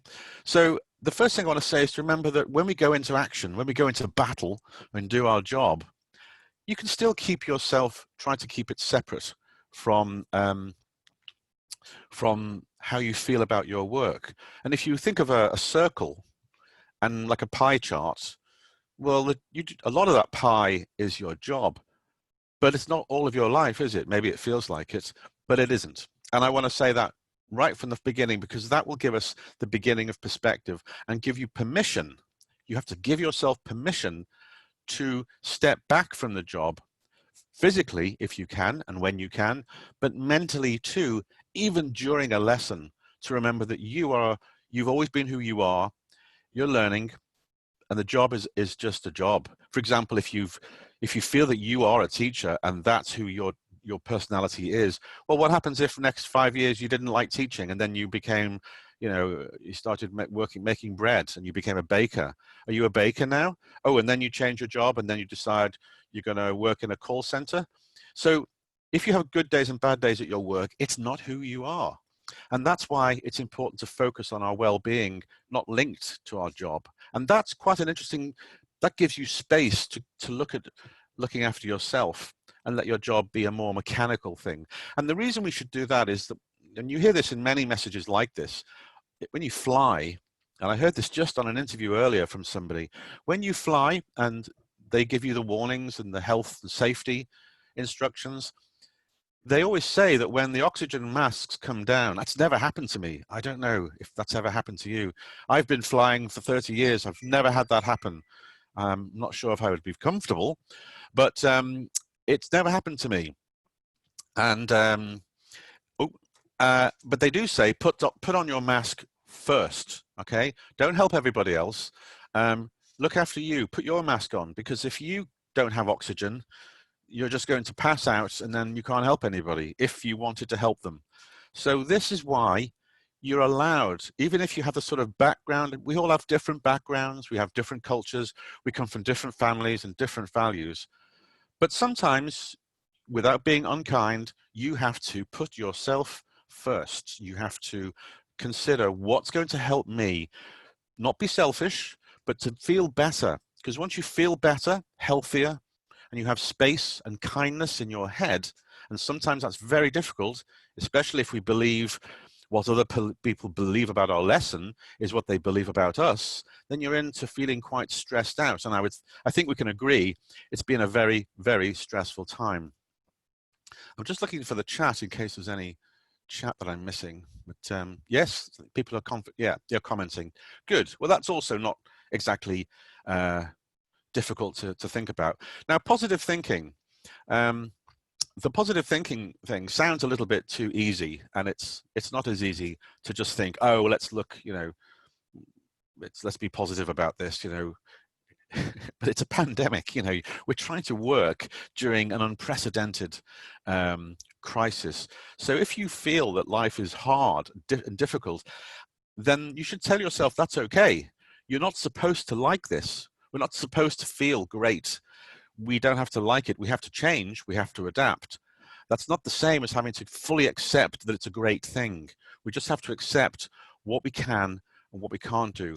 And I think we know, if anybody's been through any crises or difficult times in their life, you'll have realized that usually you have a sort of a U shape. That you see this in talks about when bad things happen to us. First of all, there's shock.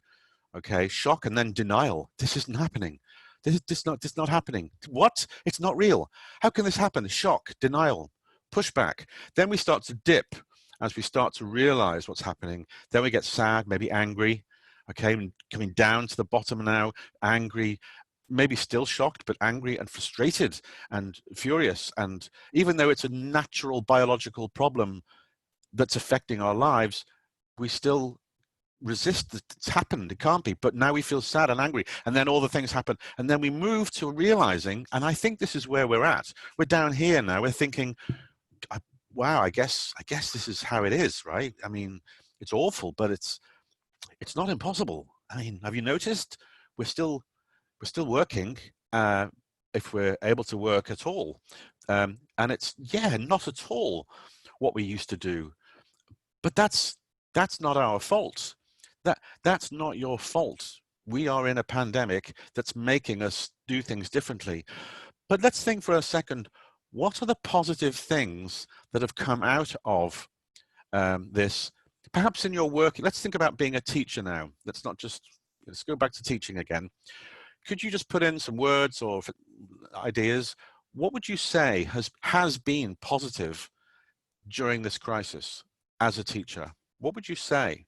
Because I don't believe there's nothing positive to be found. What do you think? I'm going to sip some of my coffee, which is not Peruvian, unfortunately. Can you put any messages where you think, where can I see the positives?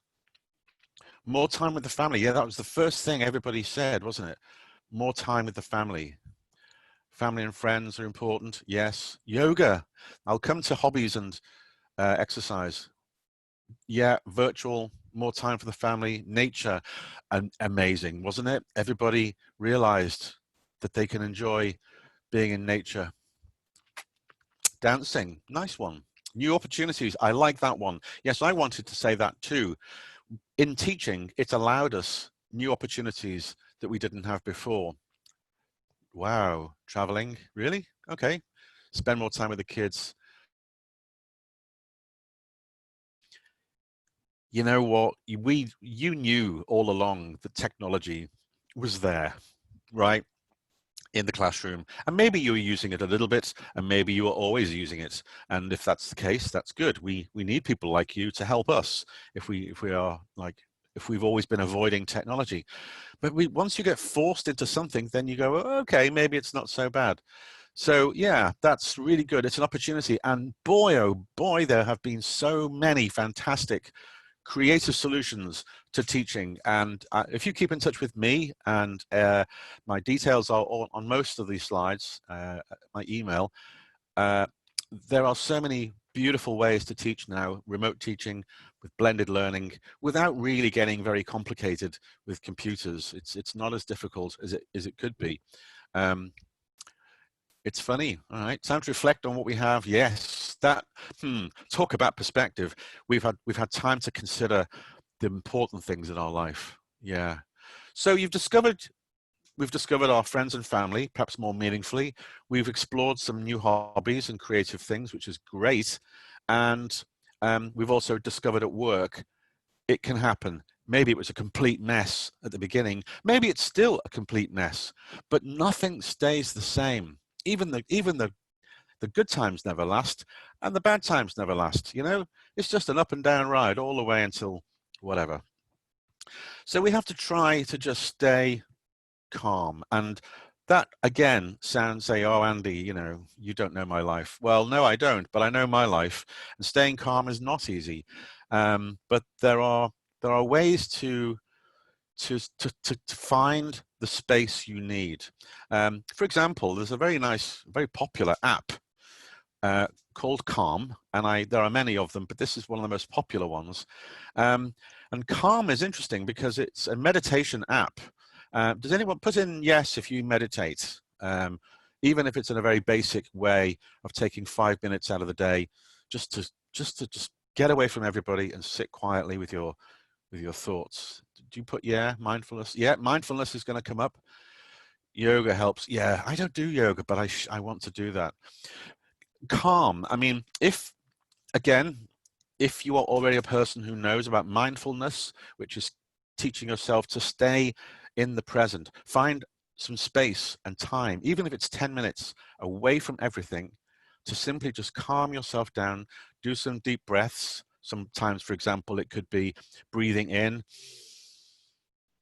for 4 seconds, holding it for 4, and out for 4 seconds. So breathe in through the nose for 4 seconds. Do it. Let's do it together. Why not? Ready? 4 seconds in, hold 4 seconds, out through the mouth 4 seconds. Ready?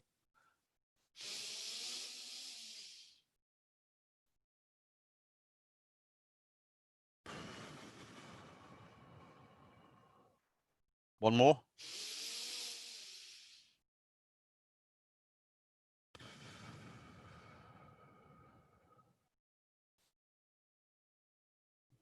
There you go.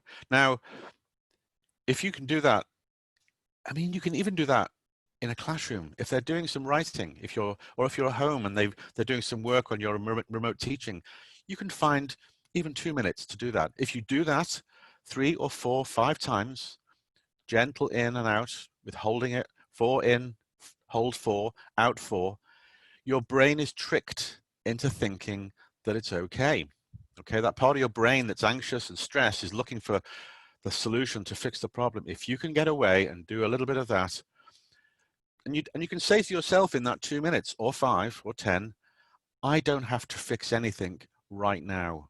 I can't fix everything. There are some things I can do.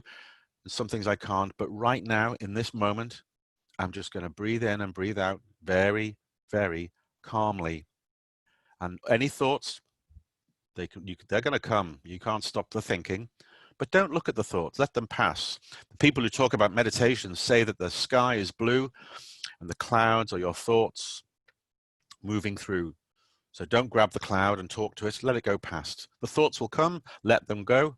And in meditation or in just being mindful, you just take a moment with your eyes closed or your gaze down or looking at something in particular, and let the thoughts come and go, because that's what the mind does. But you don't have to engage in those thoughts. You pop up, oh, I didn't do that thing from, oh, I'll do it later. Just let it go. Breathe in, breathe out. And this application, this app called Calm, is very good at guiding you through those sorts of meditations. They even give you little stories to think to sleep.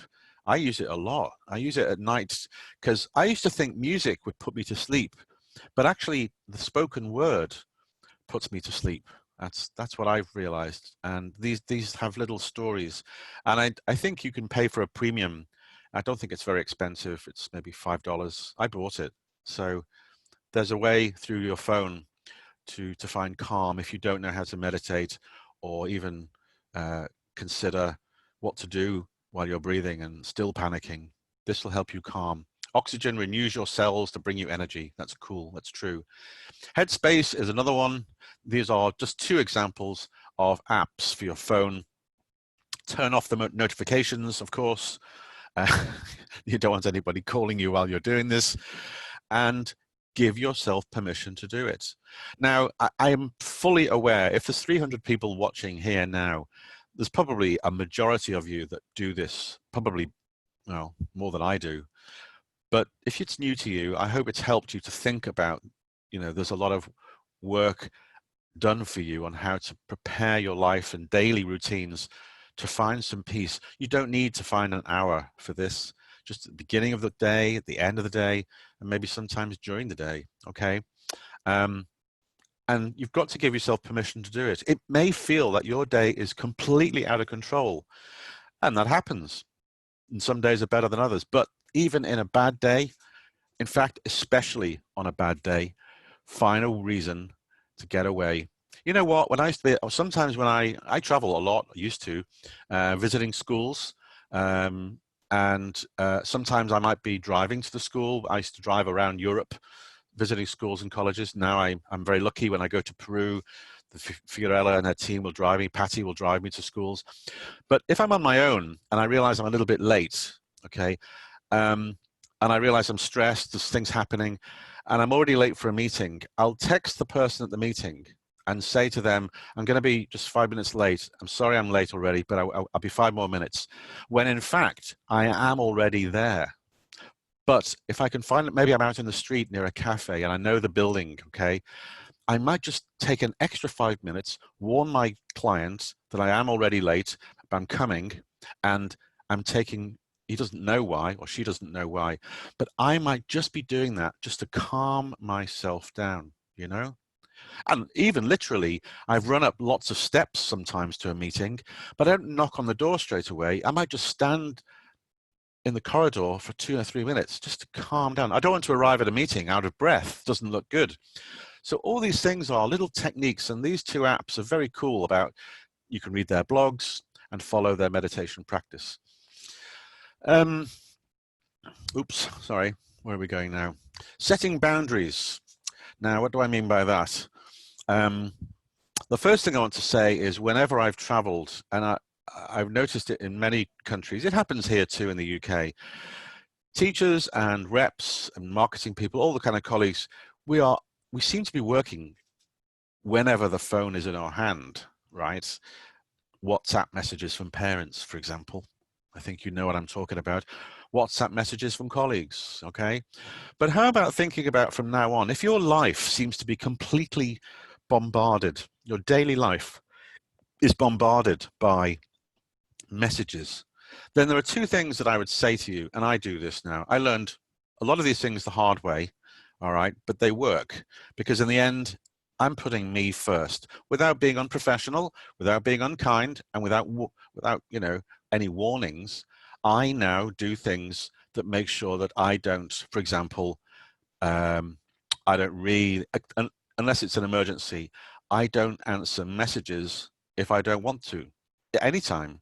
If I think a message can wait, then I have a part of my day in my diary when I look at any messages. It can be called, you could put 4 o'clock in the afternoon for 15 minutes, check messages, put it in the diary, and then from then on in the rest of the day, whenever messages are coming at you, could they really be put off till later when you can group that?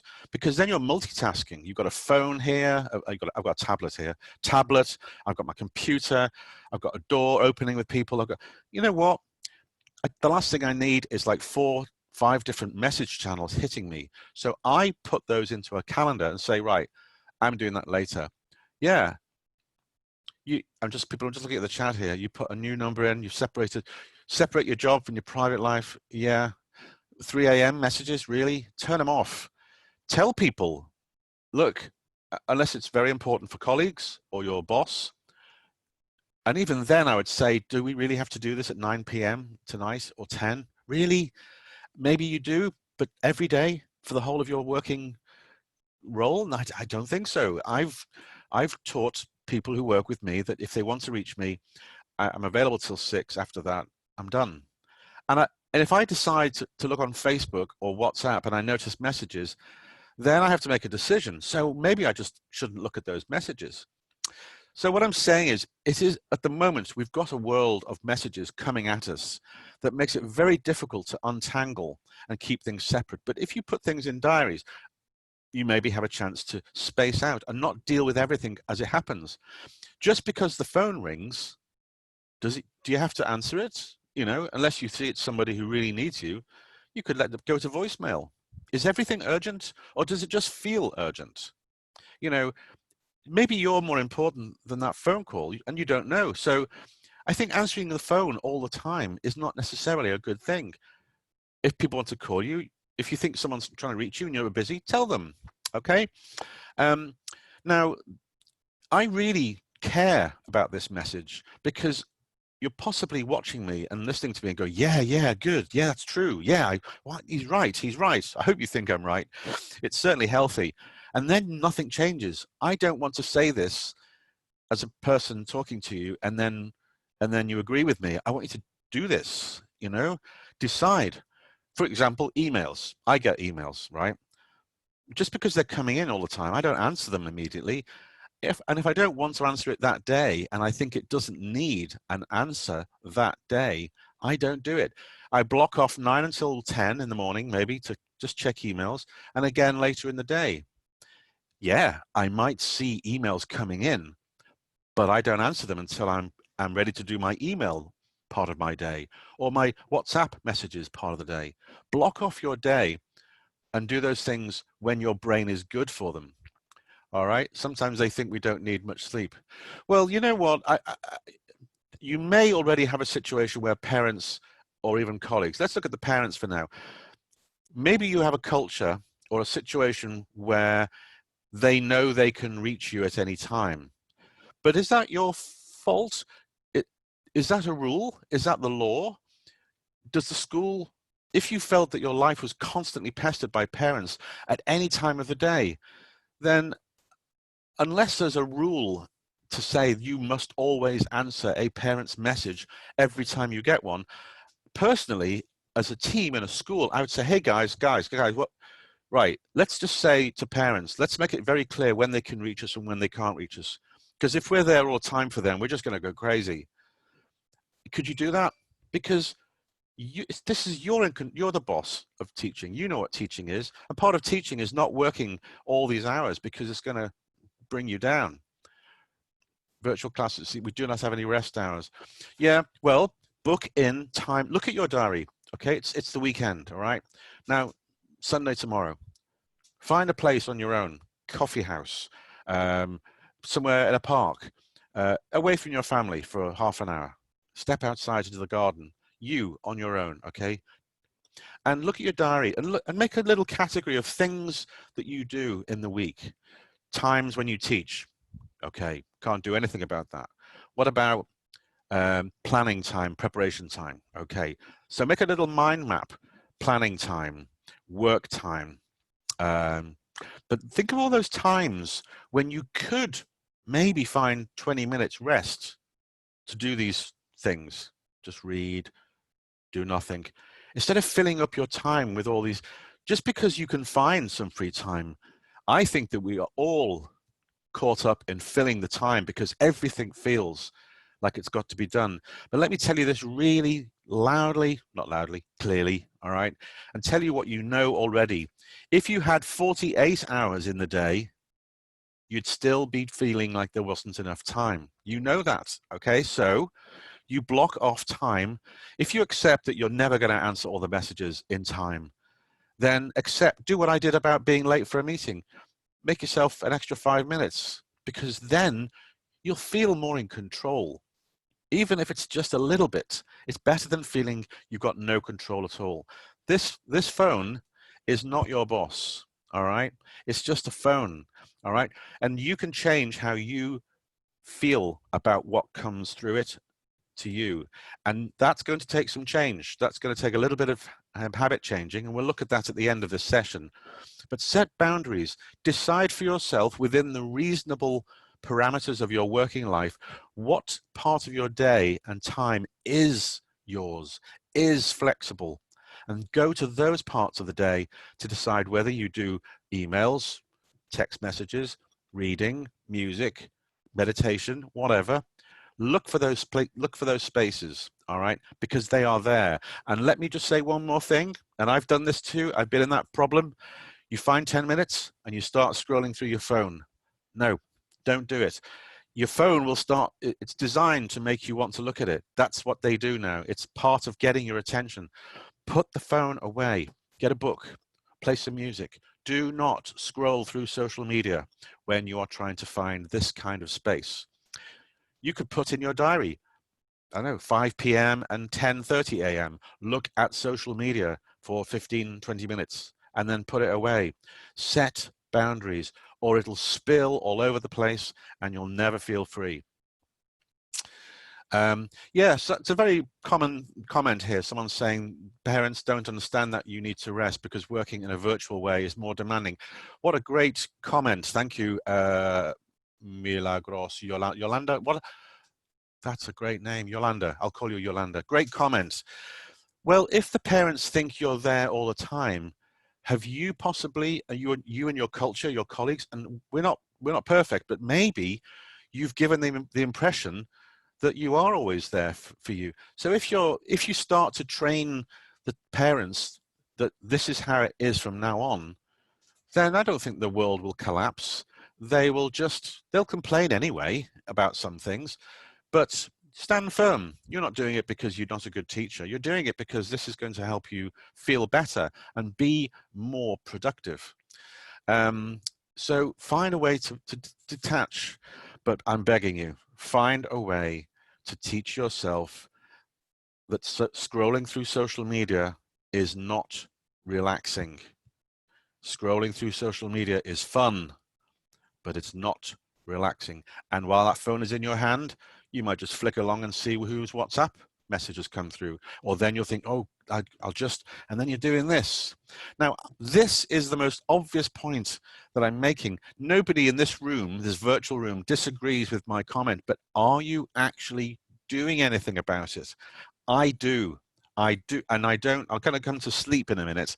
I don't take my phone to bed, not with the applications on it all. I turn everything off and only use it for some music or audiobooks. I do not scroll through social media in bed or even before I go to bed. Let's come to that in a second. Workspace. If you're working from home, write down some things that you like about your working space at home. What did you put on your desk that makes you happy? Have you got a space at home where you work? Put down some things that you love that are on your desk. Go on, do something. I'll have my coffee.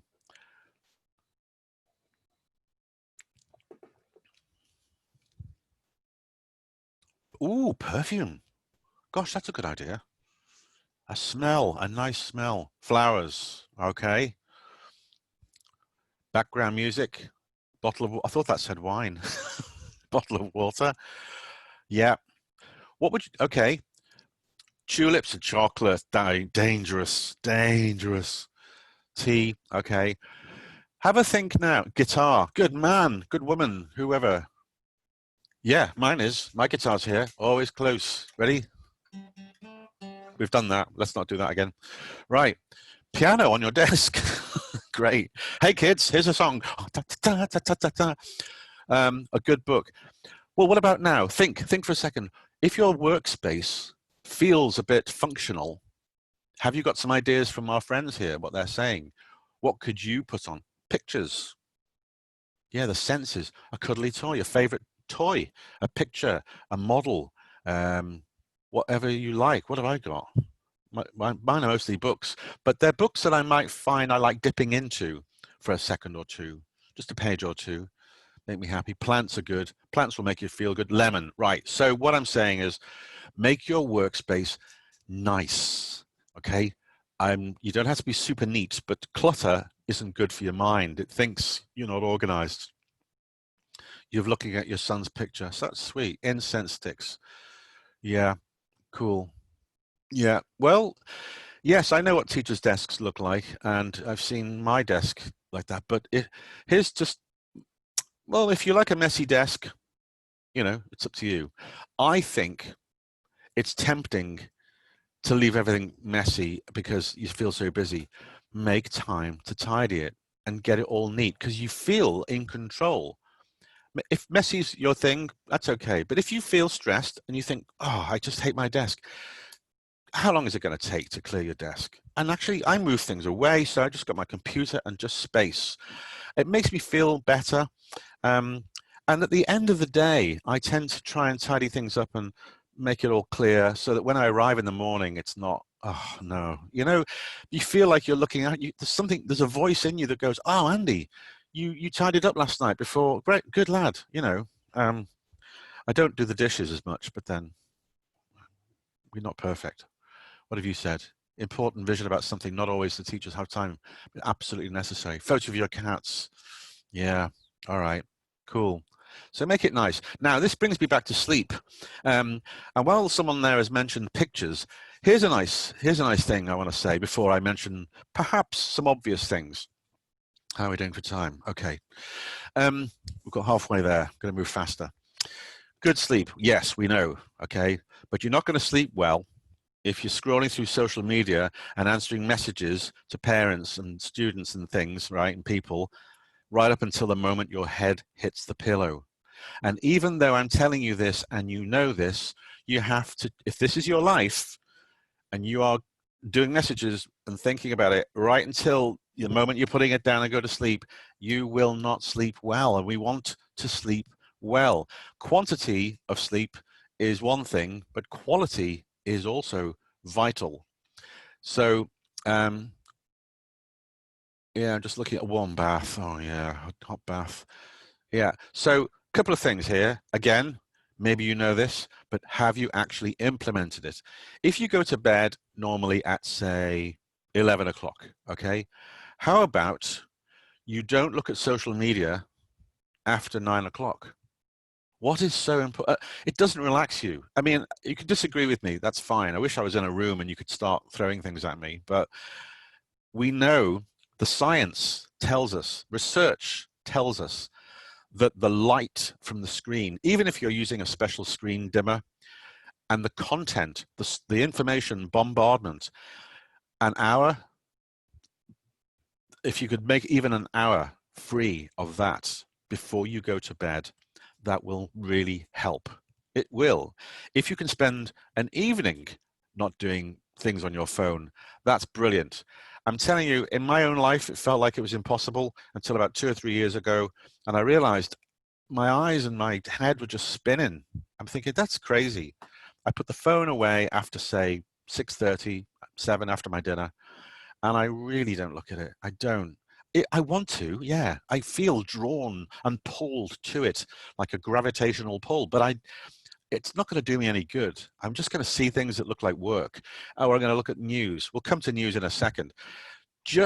This is not good. And just because I'm telling you something obvious, I want you to consider going through a bit of cold turkey, which means when you're coming off an addiction, we're addicted to the phones, so manage the addiction.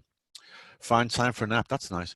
Blue light glasses, maybe, but even if you're using blue light glasses and the screen light isn't affecting you, the information and your processing of your mind, it's not reading for relaxation. If you want to read to help your well-being, read a nice book before you go to bed, all right? Reading on your phone, I think some people do like to read their novels and things on a tablet. That's okay, but better to do a Kindle and rather than a tablet. If the tablet's there, the way the mind works these days, these people have really made our minds think about, I'm going to stop reading for a second, I'm going to flick to my social media, I'm going to flick to the news. If you've got a tablet, dangerous. I wouldn't take it to bed, but if you read, make sure. I've taken all my social media applications off my tablet. So if I do look at it at night, but I really don't, I just don't want to do that. And the other thing is, the first thing in the morning when you wake up, there's a research study, like 80% of people reach for the phone in the morning and start looking at messages. Why? What, really? When did it get, how did that happen? Go back to the days when we didn't have phones. Imagine your boss or a parent walking into your bedroom at 7:30 in the morning with a bit of with a complaint, and you'd have to get out of bed and deal with it. You'd say, get out of my house. It's like 7 o'clock. I'm having my breakfast, you know? It's like insane.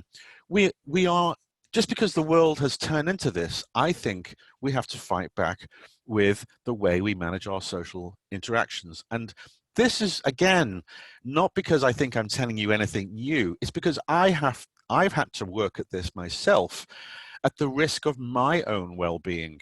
So we're in this together, and I cannot emphasize enough that going to bed earlier with fewer distractions and not your smartphone. If your alarm is on your smartphone, okay, but you've got to teach yourself not to be looking at, because your mind's going to be active. And in the morning, do you really need to look at the news immediately? Can it not wait until you've at least had the shower and started drinking your coffee, you know? And if you feel, when you try this tomorrow and the next day, if you feel, I can't do that, Andy, I know what you mean, but I have to look at my phone when I wake up. Ask yourself the question, why? Why do you have to? It's because the phone has been designed, that the applications have been designed for you to look at that as soon as possible. Why? Because they want you to be looking at the phone to advertise. It is a beautiful but crazy, ugly science that's made smartphones steal our attention. It is called the attention economy for a reason. The reason that you are wanting to look at your phone at night and in the morning, it's not your fault. It's been the manipulation of brain chemicals that like to see messages and the novelty of information. You know how this works. Take control. Make time. If you go to bed and sleep between 11 and 6 in the morning, then make that space of nothing, TV and books and family, no phones, no work, no messages. Start that silence from 7 o'clock, all right, in the evening. And in the morning, don't do any messages until you're good and ready, all right, until you feel good and ready. One little tip I saw the other day, well, I do it now, is by your bedside where you sleep in the morning, what's the first thing that you see on your bedside table or whatever? I don't mean the person who's with you, if you have someone with you on the other side. What do you see? And you say, oh, I guess my phone and my lamp, right? Or a book. Why don't you put a picture that makes you happy, or a picture or a book that sends you a message that you think is positive?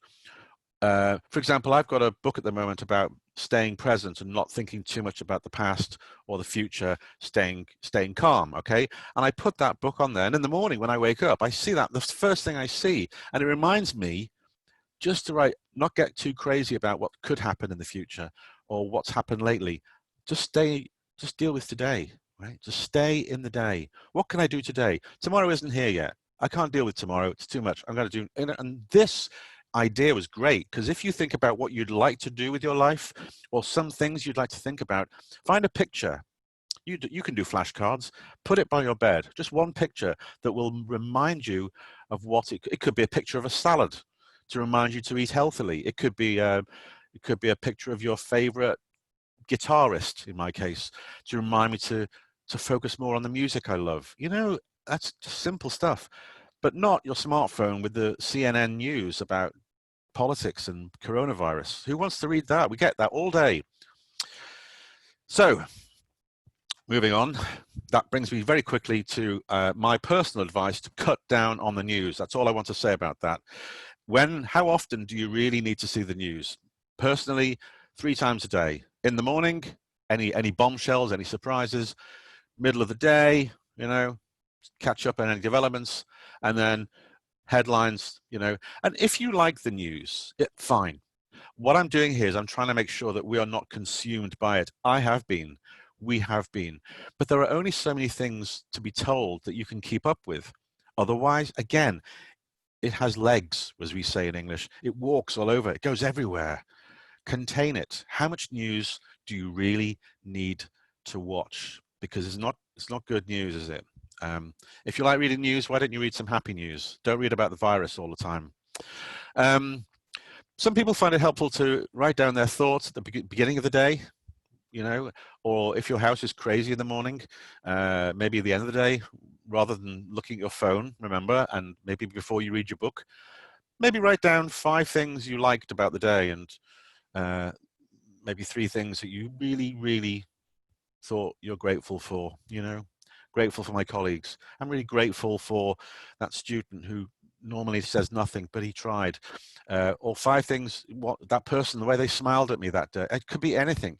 Start to focus on the positive. You don't have to fill a page. It could be just a few lines. It could be a word. It could be a picture. It could be a whole rant about how you hate this and hate that, but make sure no one can see it.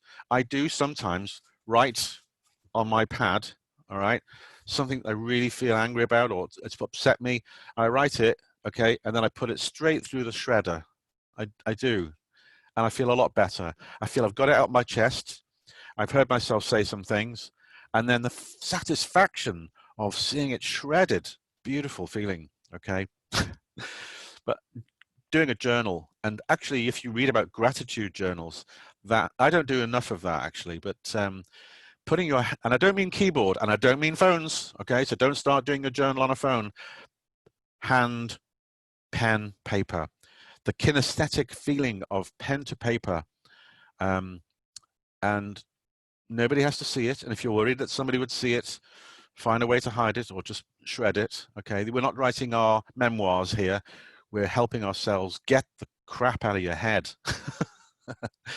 Okay, so these are obvious ones now. Fitness and healthy eating, you know, getting yourself fit. You're probably doing loads of these things. My message today, if it's not already clear, is make time for what you can do. Maybe you can't go for a big jog for an hour. Maybe you used to until life became crazy. Fine, jog for 10 minutes. Maybe you don't like jogging. Maybe you're not fit. Okay, walk for half an hour. Too unfit? Okay, 10 minutes. Build it into a routine and do what you can do within the confines of your timetable. And I have to say, I wasn't fit until November, December. Obviously, that was before the pandemic, but I was getting myself into shape. And I've learned the hard way, my friends. If I can't do something, I'm not going to do it. I'm too old to be pushing myself too hard. Just enough to break a sweat, a little bit out of breath. It could be 15 minutes walking up a hill and back with my dog. All right, which is what I do. And I try and do some healthy eating. Or if I haven't got time to do all the healthy eating, you know, drink less wine, or maybe just don't have as many chocolates. I don't know, just don't change your whole life, but start to find little things you can do and manage them the best you can.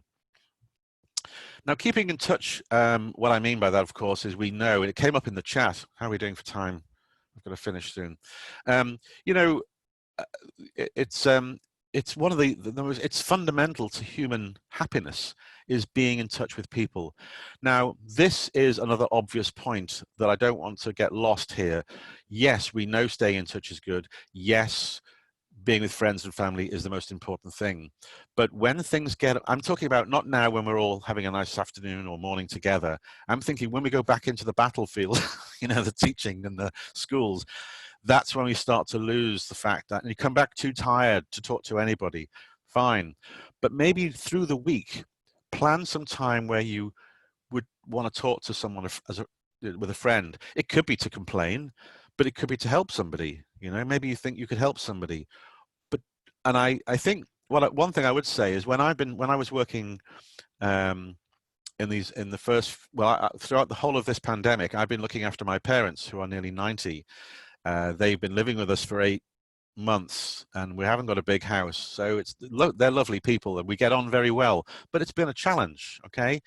And sometimes it got me down because it's horrible to see them struggling so much, and I've got to keep my work and I have pressures too, and there are days when I just didn't want to do much, you know. So what I did is I remembered that when I talk a lot, right? I remembered that when I make I have a phone meeting, a call or a Zoom call, it actually wakes me up or gets me going again. And that's because we like people. I mean, we don't like everybody. So I decided that I would, when in the points in the week when I know I'm going to probably dip, I plan a call so that I know I'm going to show up for that call because it's my job. And then it makes me, and I make sure it's the right kind of call with the right kind of person.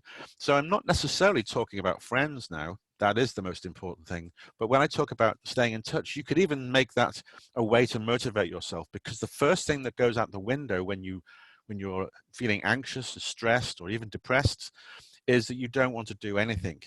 And I think, you know, one of the reasons to stay in touch is to kind of remind yourself that you're connected with people. And in some cases, to force yourself, actually. There are times when you just don't feel like it. Well, I would say pick somebody who's very important to you, who you trust, and make sure you make that call, even if it's 10 minutes. And then your brain, again, realizes that you're not alone. And that's more than just finding someone to give you solutions. It's not necessarily about finding solutions, is it? And treat yourself, you know? And in the final part of this, what would be a treat you could look forward to if you're trying to make some changes and get through it? What treat could you give yourself at the end of a week? What do you like to treat? What could you treat yourself to? It could be something that's not even expensive or costs any money at all. What would you treat yourself to by getting through something difficult, or telling yourself, right, I really have to figure out how to use that Zoom breakout room on Wednesday, and I'm going to really try hard to do it. No matter what happens, I'm going to do my best. And at the end of it on Wednesday evening, as a treat, I'm going to, it could be whatever. Maybe you can go to the cinema, maybe you can't. Maybe you could make sure you go out for a coffee on your own. You know, what would be your treat to yourself? Glass of wine, all right. Cool. All right. So if you only have a glass of wine, you can have 2. Bottle, fair enough. What can I say? Chat about your feelings. Yeah. Yeah. For example, I've treated myself, guys, I treated myself to something. I had a really bad week last week. I really did. We all do, right? I'll be right back. I'm going to the kitchen. Hang on.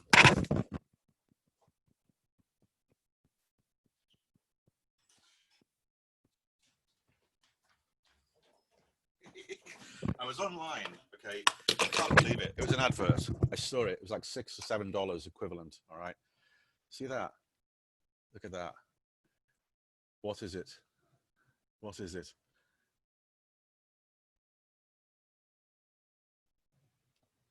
What is it? Can you see what it is? Come on, guys. Oh, I can't see the messages. I didn't realize I haven't scrolled down. Yes, but it's not a bike. It isn't. Well, it is, but it's also a pizza cutter. It cuts pizzas. How cool is that, right? It cuts pizza. It was like £7, and I had such a bad week. I thought, that advert I saw, I remember thinking, I really want that pizza cutter. Isn't it cute? It's cute. So I thought, you know what? I'm going to order that. And I looked after myself. That was really sweet. Anyway, I have to go, but it's cute now. If you want to know where I got it, it was Amazon, but Someone's raising a hand. I don't know what that means, but I'm going to have to carry on a little bit to the end. Andy's treats. Okay, I also play the guitar. That's my treat. I love to treat myself to a coffee in a place I like. This is in Glasgow where I live.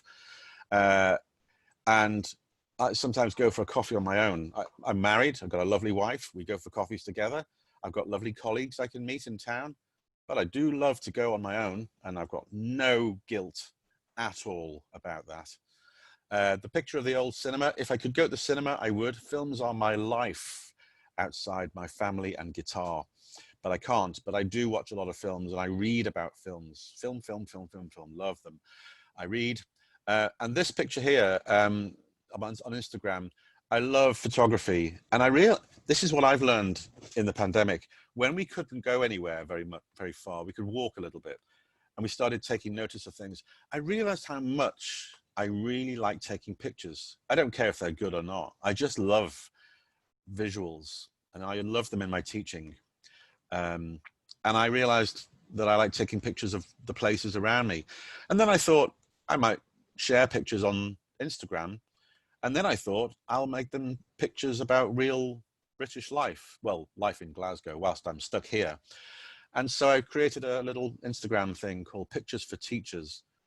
So if you're, I'm going to put that in. If you want to follow me there, I'm posting pictures of, I can't even put it in, of life in the UK or certainly in Glasgow, because it gives me a lot of pleasure. I'm putting in my thing here, Pictures for Teachers. And that is my little treat. I might go for a walk in town for half an hour, taking nice pictures. And then I really play with them to make them really nice. And I'm thinking, I'd forgotten I liked that. So that's me. I'm just in this like you. I haven't got all the answers. I've got all the ideas, but you've seen them too. But I think what I want to emphasize to you is building them into your habits.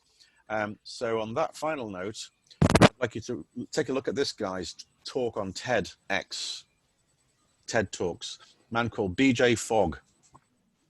And that talk will show you from his website as well, how to take things like how to manage your well-being and build them into habits, because don't change everything overnight. Make them small habits, make them manageable, take care of yourselves. And thank you so much for staying to the very end and being part of this session and part of the entire event. My thanks to everybody. I hope I can see you again in Peru sometime in the near future. Keep in touch. And if you want these slides, all of them will be available through, you can contact me, my email, or through Nutessa, and I'll send those slides to them over the weekend. So take care, everybody, and I'm going to hand over things back to the team. Thank you, Andy. Thank you. Thank you. It's always a pleasure. It's always a pleasure to share with you. Thank you for accepting our invitation to our convention. Thank you so much. It was a pleasure and hoping to have you here. Yes. Nice. So okay. nice things. I know now we are reloaded, right? And again, dear teachers, thank you. Thank you for all the messages you are writing in our chat box about our anniversary. Thank you so much. And also all the comments. Okay, they were wonderful. They are going to help us a lot improving ourselves. Yes, what else? What else, Lourdes? Help me. Yes. Well, thank you, Andy, for the song, the happy birthday song too. Yes. My pleasure. Yes, that's really a surprise. I told you, teachers. There was a surprise. Well, yeah, all the sessions of our convention will be shared on our social media. Yes, so visit us. We are in YouTube, Facebook, LinkedIn. You can find all these great presentations. Okay, thank you so much. Thank you. Okay, dear teachers, and now we are getting to the end of these 3 days. 3 days with wonderful, excellent speakers, as you can see, okay, because you were here in our convention. And now, you know, I have something for you because we are getting to the end.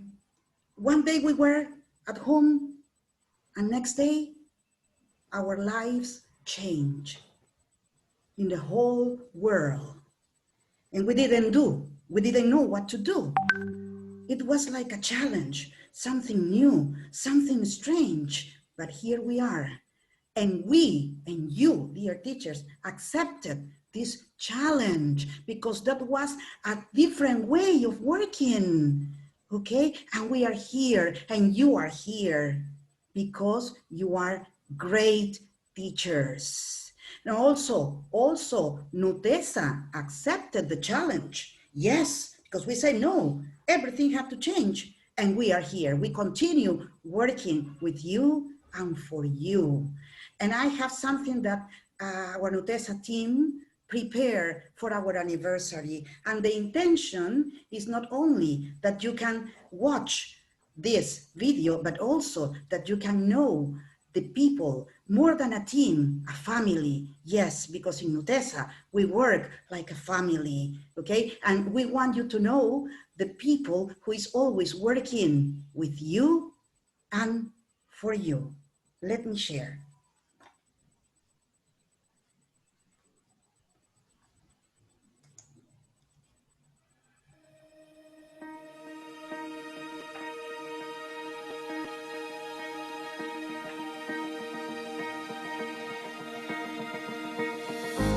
Hola, somos Nutesa.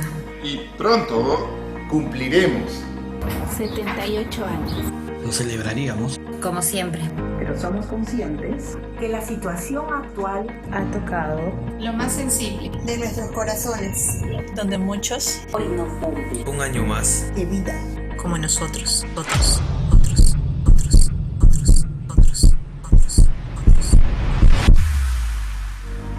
Alguna vez Alguien dijo por allí, entre más. agradecido seas. Más cosas. Por agradecer te llegarán Pues esta vez decidimos cambiar los 78 años. por 78 razones. Por las cuales agradecer. queremos Que seas Parte de esto. Cuéntanos. ¿Y tú? ¿Por qué estás? Agradecido hoy.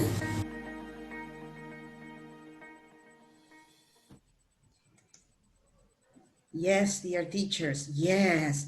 We have to thank God because with this virus, we learn to appreciate every single detail of our lives, everything we have with us. This is what we want to share with you. And now, okay, we continue. We are getting to the end. And let me introduce the final words, the closing from our general manager, Mr. Enrique Capelletti, or as we call him with all our respect and our love, our boss. Okay, so Mr. Enrique, here you are. Hola, buen día estimados profesores y asistentes a nuestro evento central, el MEET. Es para mí un honor poder dirigirles unas cortas palabras casi al final del tercer día de conferencias que esperemos hayan sido muy fructíferas, pues han sido preparadas con mucha ilusión y profesionalismo. Este es un esfuerzo que mantenemos a través de los años que tenemos como Nutesa, empresa familiar que va en su tercera generación conduciéndola. Yo soy la segunda y la tercera vemos que ya Fiorella está al frente de esta división de recursos educativos. Ignacio viendo la otra división de material de oficina, Stationery, y el relanzamiento de la marca de útiles escolares CAPE by Nutesa, donde está Enrique, el mayor de los 3 hijos. Por lo expuesto, podrán darse cuenta que nuestro compromiso con la educación, puntualmente la enseñanza de idiomas extranjeros como segunda lengua, es muy sólido, especialmente con el idioma inglés. Aprovecho para agradecer a todos los que directa e indirectamente han trabajado y entregado lo mejor de cada uno para que hoy podamos salir renovados en temas puntuales para cada uno de ustedes, los asistentes, estimados profesores.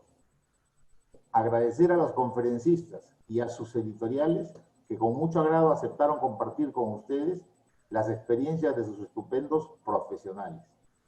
No quiero demorarlos más y podamos pasar al cierre que nos trae algunas sorpresas. Nuevamente les digo, en Nutesa estaremos siempre atentos a sus inquietudes de superación y colaboración mutua. Gracias por vuestra asistencia, colaboración y disponibilidad para con Nutesa, así como a todo el personal todo el personal NUTESA que hizo realidad este segundo Meet. Nos vemos en un futuro muy cercano. Gracias. Gracias. Gracias. Thank you so you, much. Enrique. Thank you. Thank you, you. boss. Thank you. Thank Thank you. you. Enrique. Okay. So yes, dear teacher, thank you. You know, we are so excited. This is our second Meet. Okay, and for sure, we are going to have a third one. Look, really thank you for all the things that you are showing us about our anniversary. Okay, it's a pleasure for us. It's a pleasure for us. But now, yes, first the pictures, so we can remember these wonderful moments, okay? Yeah, say hello, hello, so we can take pictures of all of you. Andy's there, thank you, thank you. Yes. Thank you, dear teachers. I Say know. Hello. Yes. Say hello, everybody, we have teachers please. from Arequipa, Juliaca, Trujillo, okay, Ayacucho, Huancayo, yes. Everybody is here. Puno, thank you. Yes, Ayacucho, Ica, right? Juliaca, yes. Callao, Lima, all the districts. Huacho, Moyobamba, my God. Thank you. Great, thank you so much. Costa Rica, is that true? Yes, wonderful. Thank you. Villa María del Triunfo, Coma, San Martín de Porres, Independencia. You know, our family is in our whole country. Thank you, dear teachers. Thank you so much. Okay, so what you are waiting for? You are waiting for the raffle. Yes. Okay. So cross fingers. Cross please. fingers. Yes, let's start. Yes.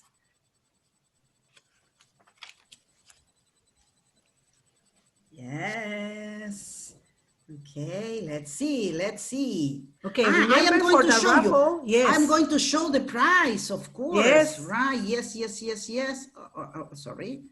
Remember that for the raffle, we are going to mention your names. So you don't need to, then the microphones are muted. All the microphones are in mute, and we are going to say if you are here or not. Okay?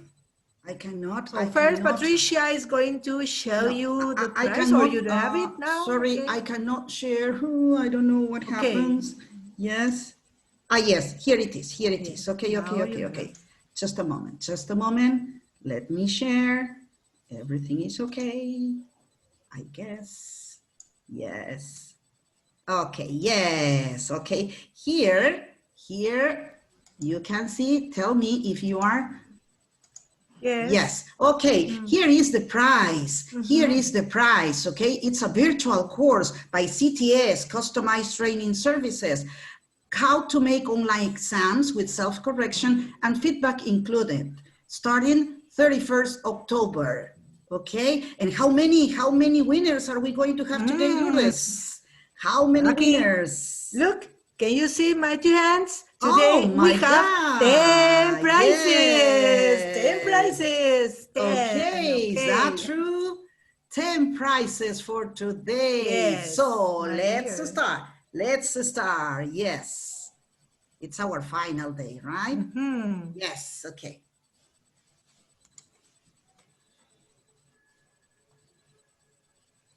Let's see. more. People says more. Okay. 10 prizes. Let's see. 5, 4, 3, 2, 1.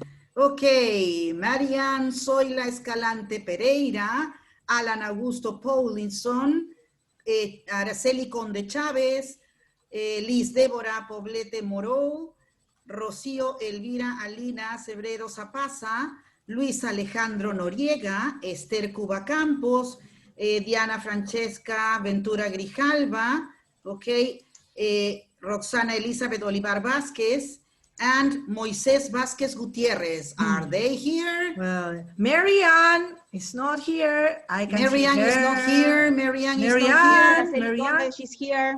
Who? Araceli Conde. Araceli Great. Conde. Araceli Alan Conde. Augusto. Very Alan good. Augusto is here. Alan Augusto is here. Congratulations. Very good.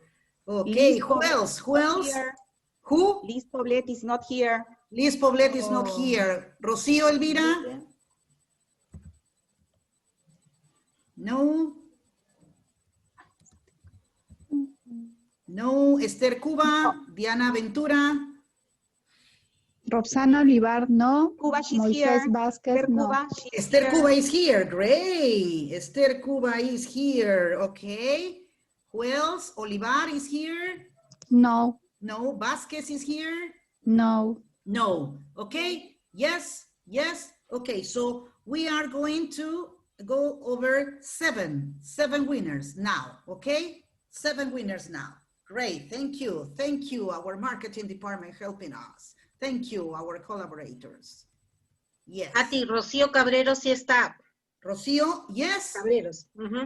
Okay. Okay. Rocío Elvira. Yes. Okay. Yes. Okay. So just six prizes, right? Pati, Araceli Yes. Conde también está.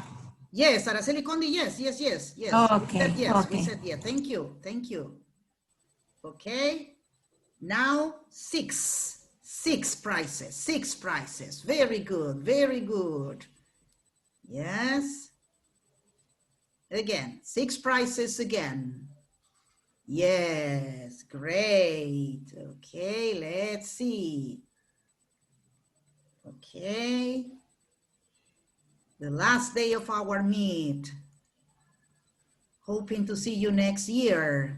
Hoping to see you next year with our convention. Okay, 6, just 6. Yes, great.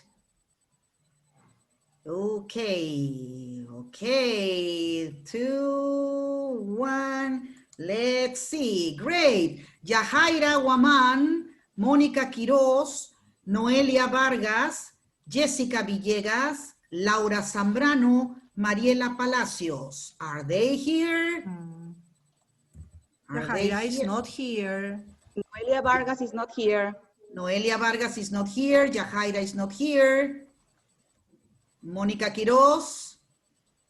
No, it's not here. Is not Jessica here. Villegas is not here. Zambrano, Jessica Laura, Villegas is not no. here. Laura Zambrano, no.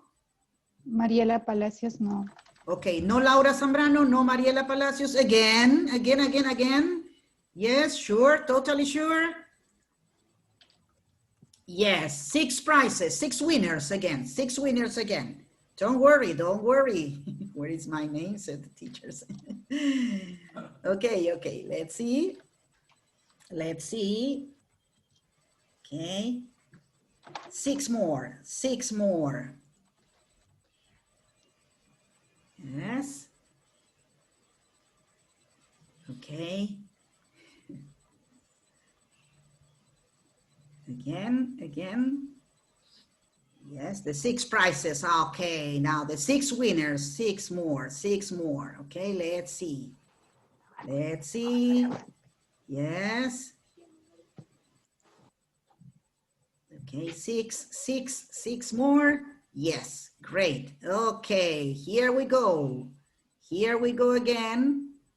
Yes, here we go. And yes, Soledad Bellido Guamaní, Greta Valeria Jurado Pinedo, Patricia Argumedo Cuba, Ruth Soto Ríos, Sofía Flores Quispe, Gabriela Alejandra León Gutiérrez. Ruth Soto says, I'm here. Yes, he is here. Soledad is not here. Soledad is not here. Greta is here. Soledad. Not. No. Patricia Argumedo is here. No, Patricia Argumedo is not here. No. Okay. Sofía Flores. No. No. Gabriela Alejandra León. No. No. Okay. So just 5. Okay. 5 prizes. Very good. Congratulations to all our winners up to now. Okay. Congratulations. Let's see. Yes, again. Don't worry. Yes, don't worry. Yes. 5, 5, 5. Let's see. 5. Okay. Yes. Getting to the end. Getting to the end. Okay, let's see. Let's see. Yes. 5.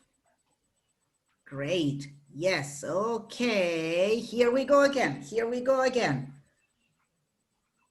Okay. Shirley Paola Merino Romero, Rosemary Ortiz, Jocelyn Noelí Vargas Cárdenas, Víctor Manuel Muñoz Quesada, Armando Sakihara Yagi. Are they here? Shirley is here. Vargas is not here. Shirley. Jocelyn Vargas is not here. Vargas is not here. Shirley Paola Merino is here. No. No. No. Rosemary Ortiz. Rosemary Víctor Ortiz. Muñoz, Víctor Muñoz, sí. Victor Muñoz is here. Okay, yes, Muñoz. congratulations. Armando Sakihara, no. Okay, so yes, 4 more. Very good, okay? Yes, 4 more. Very good. Congratulations to all of you, dear teachers, congratulations. Okay, yes, that's nice from you, congratulations. Okay, 4, just 4. Okay, just 4.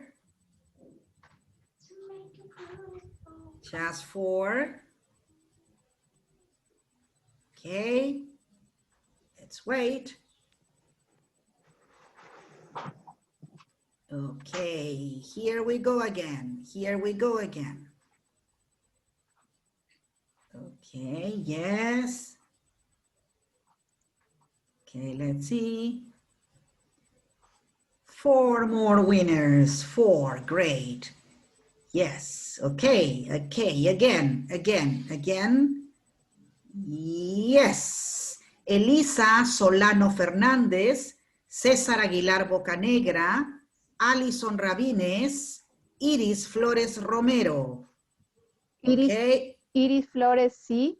Iris Flores is here. Very good. Alison Rabines is not here. Alison Rabines is not here. Elisa is not here. Elisa is not. What about Cesar? Cesar is here. No, Cesar is not here. Okay, so yes, 3 more. 3 more, okay, 3 prizes. Congratulations, okay, having a wonderful prize, a wonderful course. CTS, okay, is going to be dictating the course. Very good. 3 more. 3 more and we finish. Yes. 3 more. And for the final. Okay, yes, again. Thank you for stay there. Yes, thank you, dear teacher. Yes, thank you.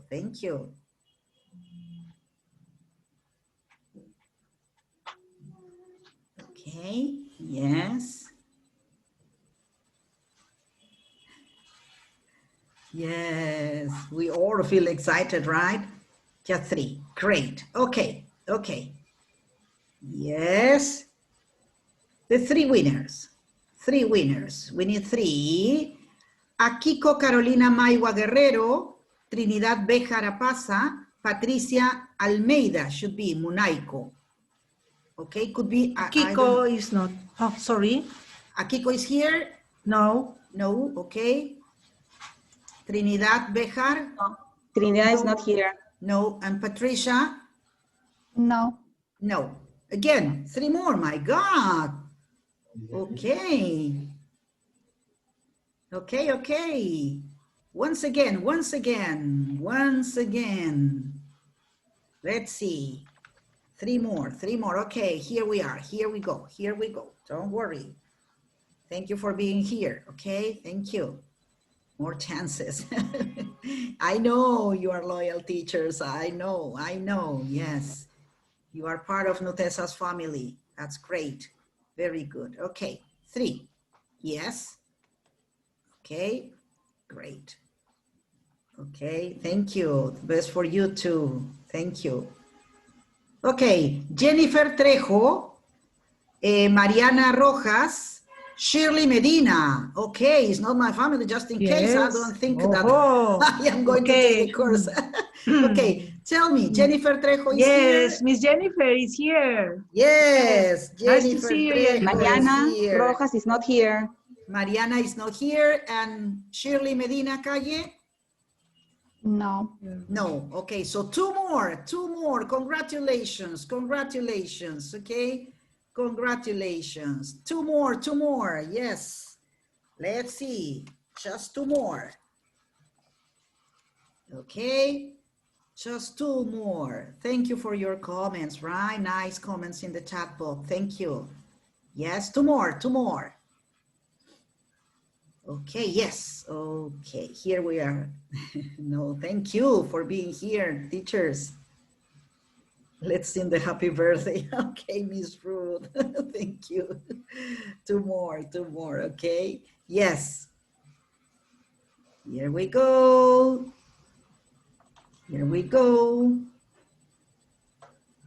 Nancy Llerena Palomino, Carmen Briceño Cisneros. Are they here? Nancy? No, Miss Carmen Briceño is not here. No, Nancy. No, again. My God, again.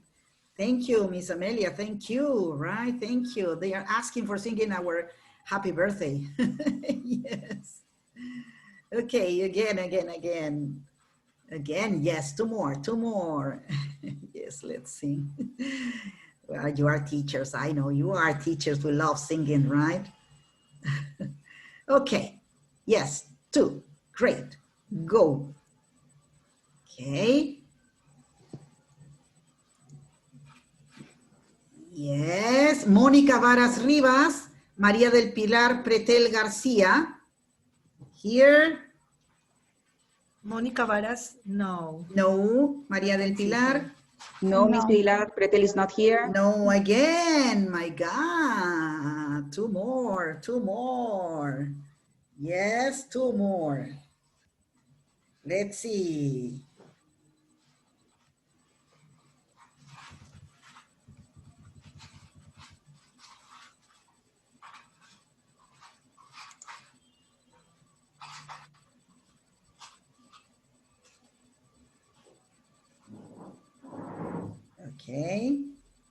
Okay. Gilmer Garcia and Lucia Blas. Yes. Lucia Blas is here. Congratulations. Gilmer is not here. Not here, right. No, okay. no. Very good. Okay. What do you say, my friends? Okay. 1 more and we finish.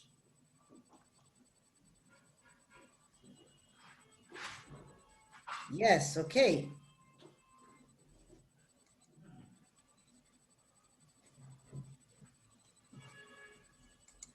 Okay, let's see.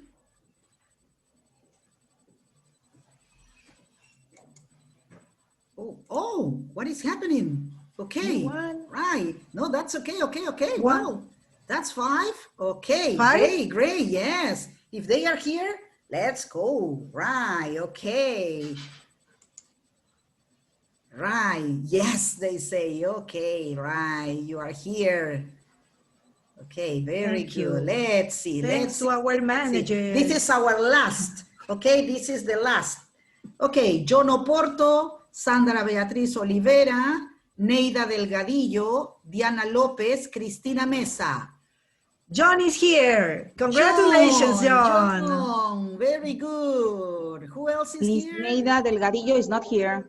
Okay, Neida Delgadillo, no. Who else? What about Sandra Olivera is here? Sandra is here too. Great, Sandra is here. Okay, who else? Who else? About Diana Lopez? Lopez is not here. Is not here. And Cristina Mesa? No. Not here. Okay. So, yes, we have more prizes that we were thinking about, but well, lucky you. Lucky you. Okay. Stop sharing just for a moment. Thank you so much. Now you can unmute your microphones. Okay. Yes. Unmute your microphone because we want to hear.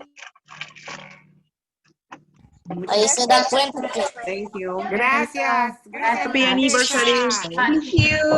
Felicitaciones. Thank you very It was a much. pleasure. Happy Pleasure. birthday. Thank you Hoping very to much. see you next year. Hoping to see you next year on this convention. Thank you, dear teachers. It was a pleasure. Goodbye. Goodbye. Goodbye. Really appreciate. Thank you. Thank you. Thank Wonderful. you. We teacher. love you. Great teachers. Thank you. Thank you so much. Thank you. Thank you. Goodbye. Bye, Patty. Bye, Lourdes. Bye Bye. bye. Bye bye. See you. Love you. Thank you so A much. pleasure, okay? Thank you for your Thank wonderful you. words. Thank you so much. A pleasure. Thank you very much. We are, for sure, we are reloaded from now on, okay? Reloaded Let's sing. with these Let's sing a conferences. song. Oh, look at that balloon. Thank you, Victoria. Thank you. Thank you. Let's sing a song for the final. Okay, yes. What song would you like to sing? The happy birthday to us. Yeah, Yes, okay. Unmute your microphones. Unmute your microphones. If you want to sing, unmute your microphones. Okay? Yes, I say 1, 2, 3, and we start singing. Okay? Yes. Sing. Okay, yes. 1, 2, 3. Happy birthday to you. Happy birthday to you. Happy birthday,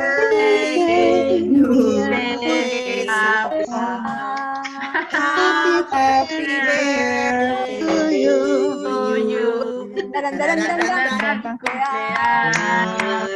Feliz, te deseamos cumpleaños feliz. Te deseamos thank you.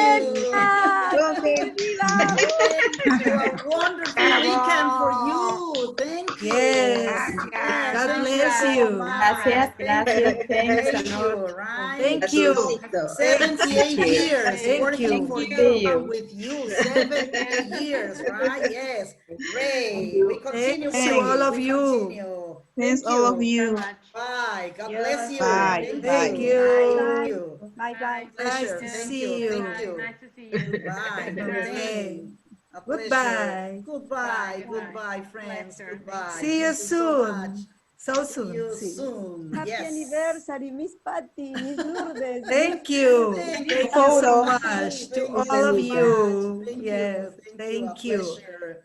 Yes, you God help bless us. you. You help God us to bless be you. 70 photo, the years. photo. You help us. Yes. You grow up with us. Remember to get into our Facebook. Yes, Okay. to our Be friend of YouTube Montesa. Be a fan channel. of We have YouTube your channel tip. also. Yes. We have tips for you. Of course, Yes, yes. and news, of course. Thank you. Goodbye. Yes. Goodbye. Goodbye. Babe. Goodbye. Thank you so much.